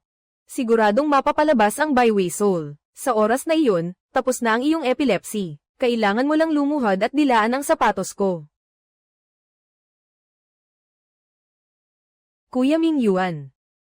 May anis dito, Shenpai at durog na licorice. Siguradong ito ang pangunahing sangkap ng Byway Soul. Talagang ito ang pangunahing sangkap ng Byway Soul. Hindi mo ako niloloko, di ba? Nakita ko mismo. Ginamit ni Su Qinghe ang pampalasang ito. Binagsak niya ang garapon. Palihim ko itong kinuha. Sigurado akong tama ito. Uy, ang saya na nandito ka. Terra, bili na kayo lahat. Pampalasang kapareho ng Byway Soul. 1 piso lang bawat bote. Isa para sa akin, isa para sa akin. Ako rin, gusto ko rin ng isa, bigyan mo ako ng isa. Gusto ko rin ng isa, bigyan mo ako ng isa. Sinasabi ko, Byway, ano itong pampalasa mo? Amoy okay naman, pero may kakaibang lasa pag kinakain. Malayo sa bango ng Yangklu. Oo nga, ibalik na natin. Hindi mo ba alam kung paano gamitin? Oo, ito ang malamig na noodles ng kaibigan. Naantala ako ng kaunti dito sayo. Baka maubos na rin ang pagkain sa Yancholu. Sabi ni Miss Shu, kumain ka na. May bago akong premyo sa husay. Mas masarap ang pagkain ngayon. Hoy, ibalik mo muna ang pera ko. Huwag mong kalimutan, hindi ka naman masama. Ibalik mo muna sa akin ang pera. Huwag kang umalis, bumalik ka. Kuya Ming Yuan, walang bumibili, sabi nila ang pangit daw ng lasa. Wala kang silbi, niyan lang hindi mo magawa, sabi ng tatay ko. Simula ngayon, hindi mo na kailangang makialam. Umalis ka na. Hindi ba't humingi lang ako ng tawad? Kailangan mo bang sabihin sa akin yan? Alam mo ba kung gaano kahirap ang ginawa ko para humingi ng tawad? Nagtrabaho ako ng ilang araw kay Su Qinghe, para lang dito. Hindi ba't kasalanan mo rin naman? Hindi mo pa rin naiintindihan. Hindi pa bayad ang utang na iniwan ni Chen Guhia. Umalis ka na. Su Qinghe. Ikaw talagang walang hiya. Bakit mo ako niloko? Ginamit ko ang mga materyales na ginawa mo. Bakit mapait ang lasa? Hoy. Hindi ba masyadong hindi tama ang mag-away sa tindahan sa liwanag ng araw? Syempre hindi masarap ang ginawa mong pampalasa. Kasi peke ang lahat ng mga sangkap na ginamit mo. Alam ko na noon pa na magnanakaw ka. Noong unang beses kang pumasok sa tindahan at nagkunwaring kaawa-awa, alam ko na hindi ka mapagkakatiwalaan. Napakadiskarte mo. Hindi ka palalampasin ni Guming Yuan. Simula noong araw na ninakaw mo ang mga materyales, pinapanta ko na si Wei Dong sa pulisya para mag-report. Sinabi niyang may nagnakaw ng mga materyales ng kumpanya. MS.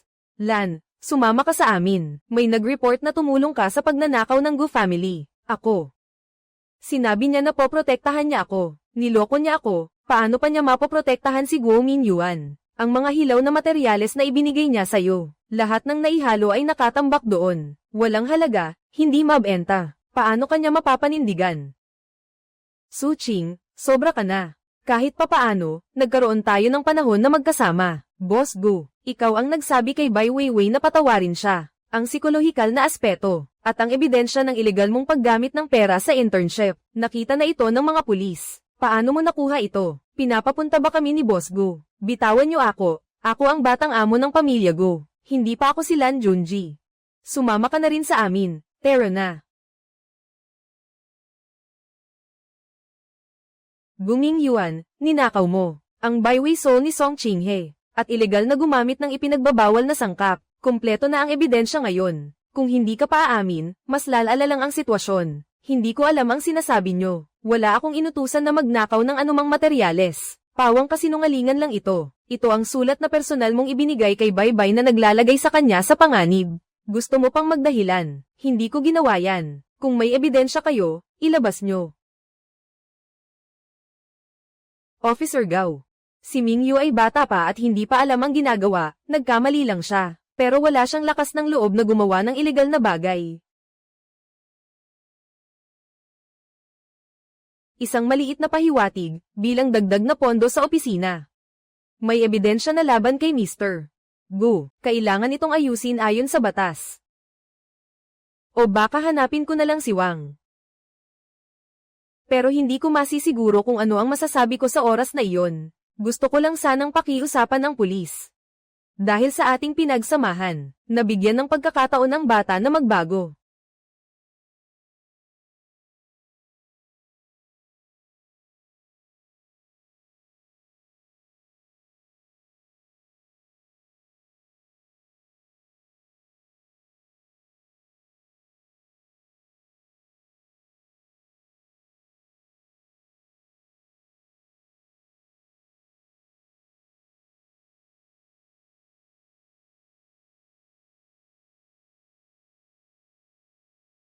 Guming Yuan, kanidnap mo ako. Su Qinghe, ayoko rin namang pahirapan ka.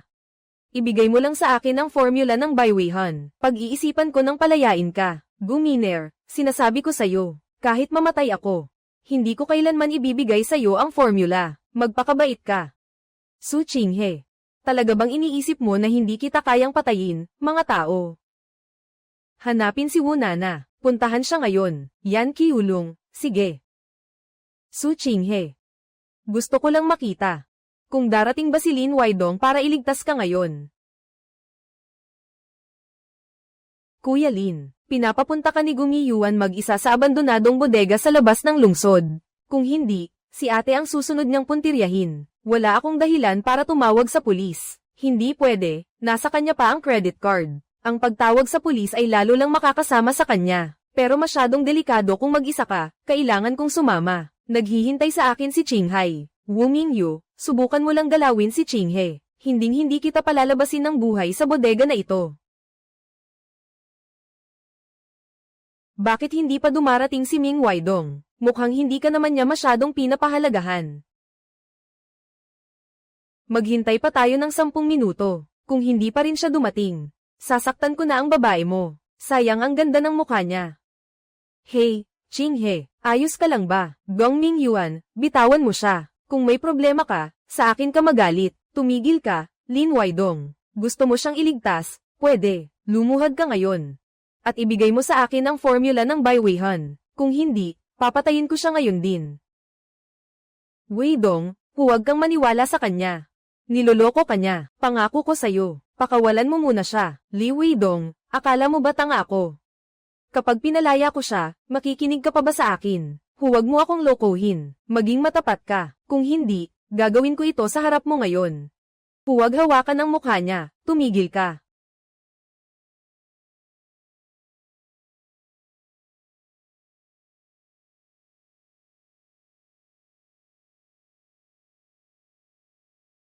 Wala bang problema ito? AAAAAH. AAAAAH. AAAAAH. AAAAAH. Magtipon, tumakbo ka. Huwag mo akong alalahanin. Qinghe, ayos ka lang ba? Qinghe, ayos ka lang ba? Su Qinghe. Papatayin kita. Guming Yuan. Para lang sa Baiweihan, kanidnap mo si Qinghe. Hindi ka ba natatakot na ipapulis ka namin? Basta makuha ko lang ang Baiweihan. Sulit ang lahat ng ito. Guming Yuan, isa kang baliw. Su Qinghe, isa kang walang hiya. Papatayin kita.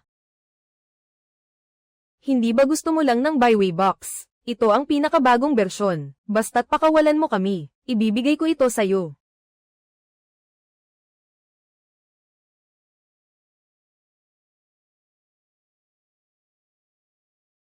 Ano ang inilagay mo sa loob, Su Qinghe? Ito ay mga ligaw na sili. Si Qinghe lang ang nakakaalam kung paano ito kunin at pitasin. Ang recipe na ito, hindi mo malalaman kahit kailan.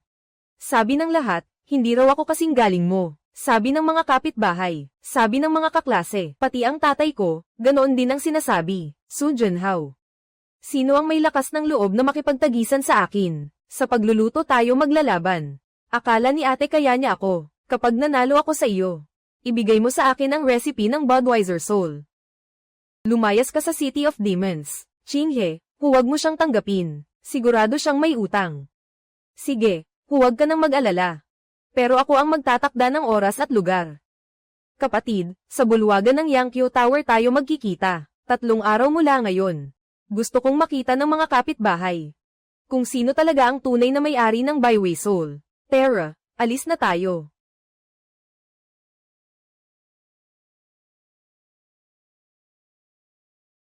Su Qing, ano pa kaya? Hintayin mo ako. Siguradong mananalo ako.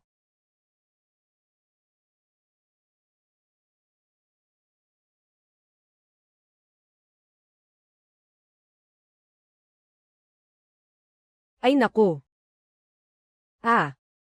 Magtipon na. Buong gabi akong abala, tapos na siguro ito. Uminom ng maligamgam na tubig para mawala ang pagod, sige.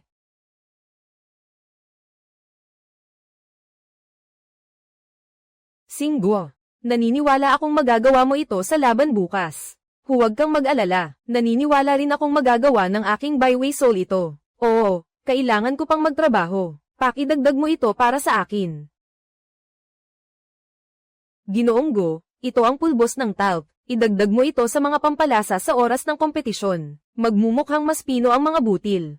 At mas may kintab ang mga gulay. Makakabawas din sa gastos. Napakatalino ni Su Qinghe. Hindi kaya matuklasan niya ito. Huwag kang mag-alala, kahit magduda si Su Qinghe.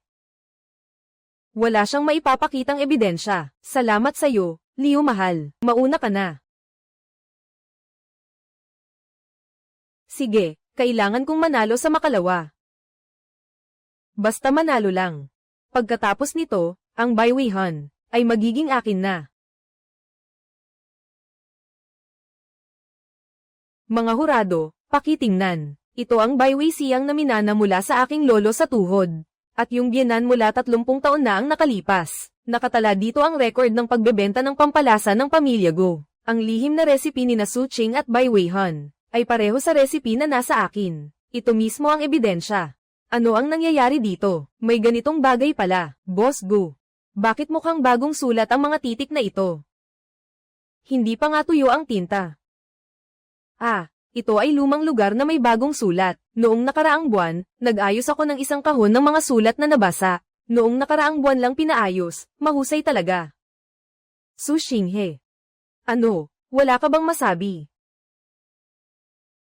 Hindi pa natin pinag-uusapan kung totoo o hindi ang aklat na ito. Ngayon, gagawa ako ng 3 putahe. 2 sa mga ito ay walang halong pampalasa. Ipapakita lamang ang natural na lasa ng mga sangkap. Ang kasanayan na nakatago sa mga putahe na ito ay mas mahusay kaysa sa mga salita sa iyong lihim na aklat. Gusto kong makita kung paano ang mga putahe ni Miss Su, kung walang pampalasa. Hindi ako naniniwalang masarap ang isda na walang pampalasa. Siguradong hindi kumain o uminom si Su Qinghe. Ipinapahayag ko na magsisimula na ang paligsahan ngayon.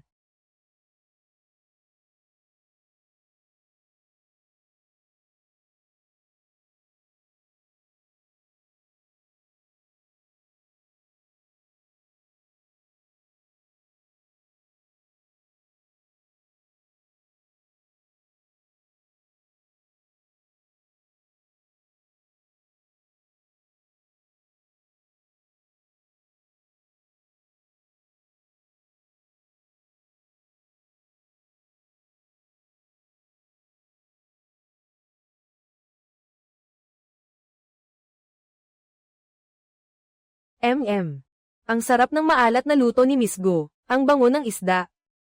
Walang luya, walang suka, at wala pang lanza kahit kaunti. Ano naman ito? Sino ba ang hindi marunong mag-steam ng isda?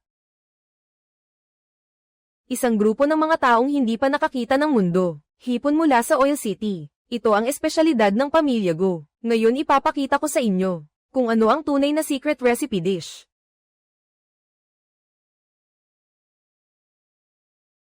Ano ba itong niluto mo? Nahulog na sa sahig, Pwede pa bang kainin? Bakit? Okay naman. May hayop dito. Hindi na ito sariwa, at ang pangit pa ng pagkakaayos. Siguradong mangangagat ito.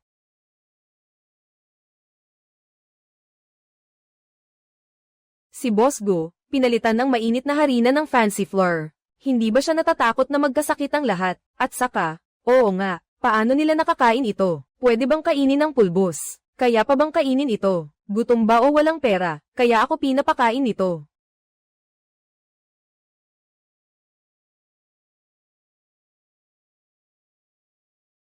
Ay nako, sino ba ang gustong mamatay sa alat nito? Sino ba ang hindi nakakaalam ng lasa nito? Hindi ito pagluluto, tila pag-aaksaya lang ng mga sangkap. Oo nga, sino bang naglalagay ng ganito karaming toyo? Hindi pa nabenta ng mahirap, ginagamit ng mga kainuman para lang itago ang kapintasan. Tama, siguradong hindi. Ano bang alam nyo? Hipon ng Oil City. Sabi sa sikreto ng pamilya namin, dapat ilagay ang lahi. Ang toyo at pampalasa lang ang kayang magtanggal ng lansa ng hipon.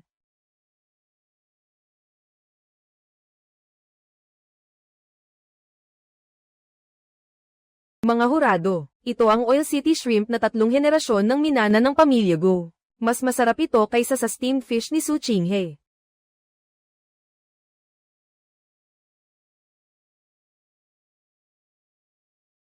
Ang hipon na ito ay sobrang alat at mahal, at may lansa pa.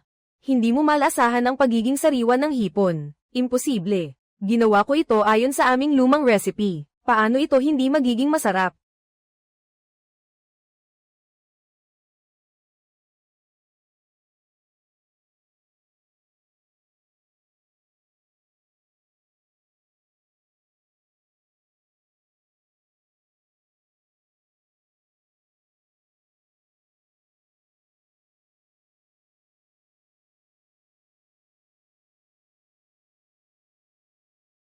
Miss Suo, ang gatas ng soya mo ay napakasarap at mabango. Naglagay lang ako ng kaunting asin. Mas mabango pa kaysa sa toyo na ginagamit namin sa bahay. Kahit bayaran ako ng malaking halaga ni Boss Fu, hindi ko kakainin ito. Imposible si Su Chinghe. May ginawa ka ba sa mga pampalasa? Sabi ni Boss Go na ako raw ang nag-adjust ng mga pampalasa. Pero itong 2 putahe, wala akong nilagay na kahit anong pampalasa. Kasi alam ko na sa pagluluto. Ang mga pampalasa ay pandagdag lang, at hindi ang pangunahing sangkap. Kung may talento sa pagluluto ang pamilya Go, hindi lang sila magtitiwala sa isang papel na ito. Boss Go, sinabi mong ninakaw ni Miss Su ang inyong recipe. Pero ang galing ni Miss Su ay hindi matutumbasan ng isang recipe lang. Siguradong may problema sa ulam na ito.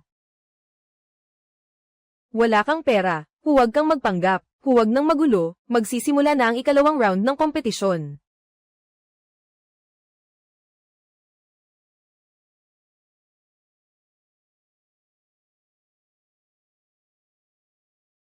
Ang bango nito.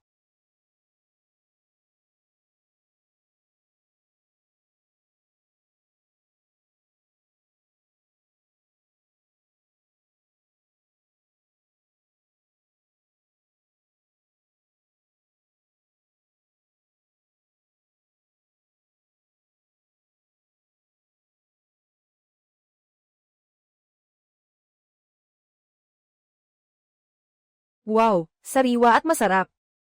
Mas masarap pa kaysa noong huling beses sa Yangkyu Tower. Mas maalat pa kaysa sa pampalasa na ginawa ng tatay mo. Ah, Miss Chu, paano mo nagawa ito?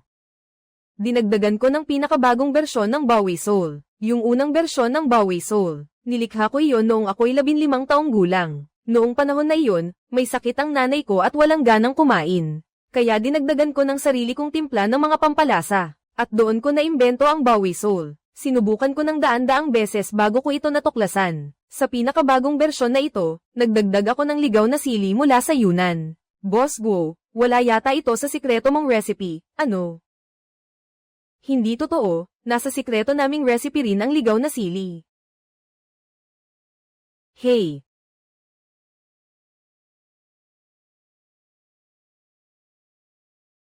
Tingnan nyo ang sulat kamay dito. Wala namang ligaw na sili na nakasulat dito. At ang sulat na ito, malinaw na isinulat lang noong nakaraang buwan. Ginawa ng taong nagpepeke. Siya ang kapatid ni Chuhu Nana mula sa Yanchulo. Tama. Hiniling ni Boss Go sa kapatid ko na gumawa ng lumang papel na pinto noong nakaraang buwan. Binigyan pa niya ako ng 10 yuan. May nangyari kay Li Yuan. Umalis na tayo. Tay, hindi pa ako nananalo. Guming Yuan, Gu Changshan, inaakusahan kayo ng kidnapping. Paninirang puri. Mangyaring makipagtulungan sa aking investigasyon. Hindi. Imposible ito. Kahit na, Guming Yuan, ikaw ay pinaghihinalaang dumukot kay Su Qinhei. Para ipilit sa kanya na ibigay ang formula. Si Su Qinhei ang nag-akusa sa akin ng mali. Ako ay nagbabayad ng utang. Diyos ko, si Boss Gu ay sangkot sa pagdukot. Pati si Ginoong Gu Changshan ay nakilahok. Kayo ba ang may pananagutan dito? Talagang napakasama ng ginawa ninyo. Ang maganda kong palabas ay pinik at kinuha. Dalaga, hindi lang mahusay ang timpla mo ng pampalasa ng byway. Pati ang luto mo ay walang kapintasan. Sa susunod, lahat ng kapitbahay namin pumupunta rito para kumain. Sige.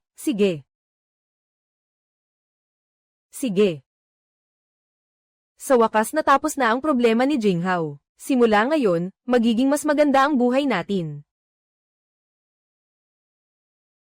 Hindi ba ito si Manager Zhao ng Joxenlo sa Beijing? Kahit ang mga tagapagmana ng mga chef ng Lianyo ay nagbibigay galang sa kanya. Miss Su, gusto ko ang iyong bywayhan. Isinumite ko na ang lahat ng mga recipe at trademark sa iyo. General Manager ng Joxenlo. Ito ang pinakamalaking restaurant sa Beijing. Ang bywayhan ni Miss Su ay natatangi. Ang mga putahe ni Bayan Kieluo ay may kahulugan. Gusto kong makipagtulungan sa iyo. Dalhin natin ang bywayhan sa Joxianglo, sa bawat sulok ng Beijing, para matikman ng mas maraming tao ang lasa ng bywayhan. Hindi ko alam kung papayag si Binibining Su. Sinabi na ni Manager Zhou Qinghe kanina, hindi niya ibebenta ang Race 8, 5,000, cash na transaksyon, 5,000, 5,000, 5,000, ilang mangkok ng noodles ang kailangang ibenta para dito.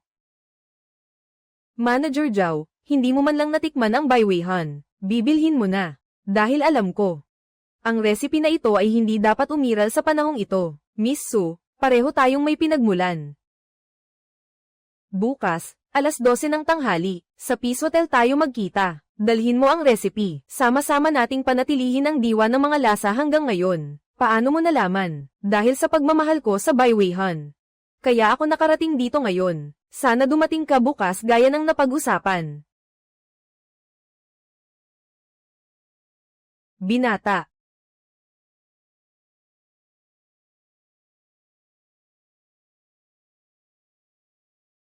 Ipagdiwang mo ako. Talagang sumasang-ayon ako. Ang masarap na pagkain ay hindi dapat itago lamang sa maliit na bayan. Dapat mas maraming tao ang makatikim nito. Ang alok ni Boss Zhao, talagang makakatulong para mas umunlad ang bywayhan. At mas maraming tao ang makakakilala dito. Pero ang Beijing ay masyadong malayo at masalimuot ang mga tao doon. Maraming tao ang katulad ni Guming Yuan. Ako. Nag-aalala ako na baka masaktan ka. Wei Dong. Sabi mo, ano ba dapat ang itsura ng buhay? Ano nga ba dapat? Hindi ko rin alam. Qinghe. Ang alam ko lang, kung nasaan ka, doon din ako pupunta. Tutulungan kitang bantayan ang mga pampalasa at poprotektahan kita. Ito ang buhay na pinakagusto ko ngayon. Salamat sa iyo. Talagang mapagkakatiwalaan si MS. Su, huwag mag-alala, pag-uusapan lang natin ang pakikipagtulungan ngayon. Hindi ito tungkol sa kanluran. Ito'y paunang bayad lamang. Ibigay mo sa akin ang formula. Paano ang hatian ng kita? 30-70. Ikaw ang 30, ako ang 70. Manager Zhao, isa lang akong karaniwang kusinira. Wala pa akong ganoong kalaking ambisyon. Karaniwan. Kaya mong gamitin ang nawawalang pamamaraan para kunin ang kaluluwa ng lasa at hulaan ang hinaharap ng industriya ng pagkain. Zhou Xian, basta magtulungan tayo. Tiyak na makokontrol natin ang hinaharap ng buong panahon.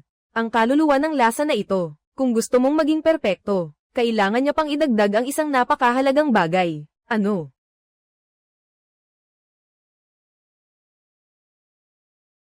Sige.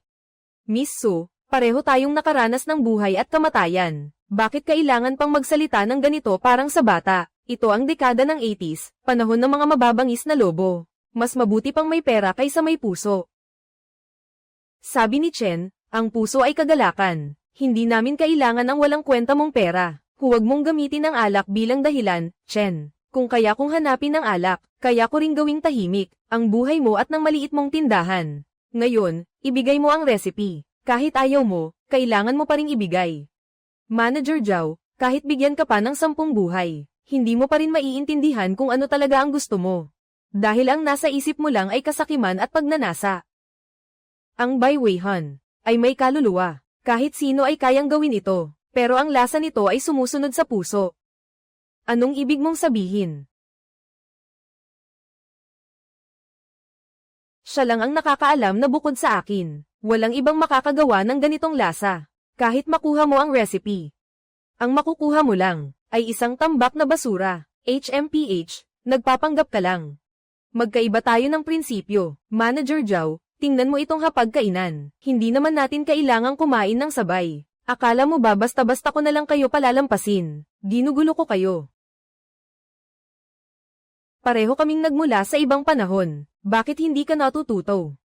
Itong eksena, madalas naming napapanood sa mga drama noon. Kahit papaano, natututo kami ng kaunti. Ginoong Zhao, sumama po kayo sa akin.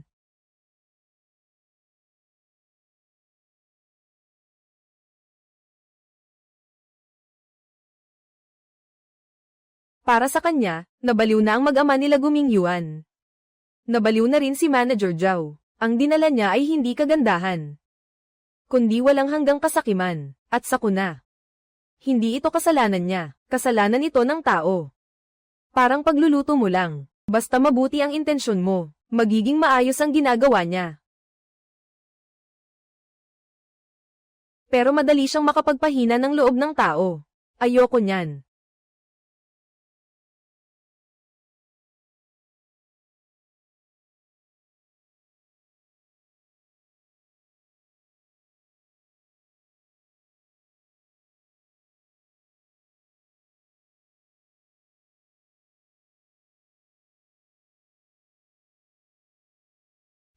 Oo nga pala, Wei Dong. Tulungan mo akong kunin ang mga pampalasa at mga gamit. At saka, bukas, papuntahin mo si Tio Yang, pati ang mga kapitbahay natin. Sabihin mo, gusto kong ipatikim sa kanila ang tunay na masarap na putahe. Sige.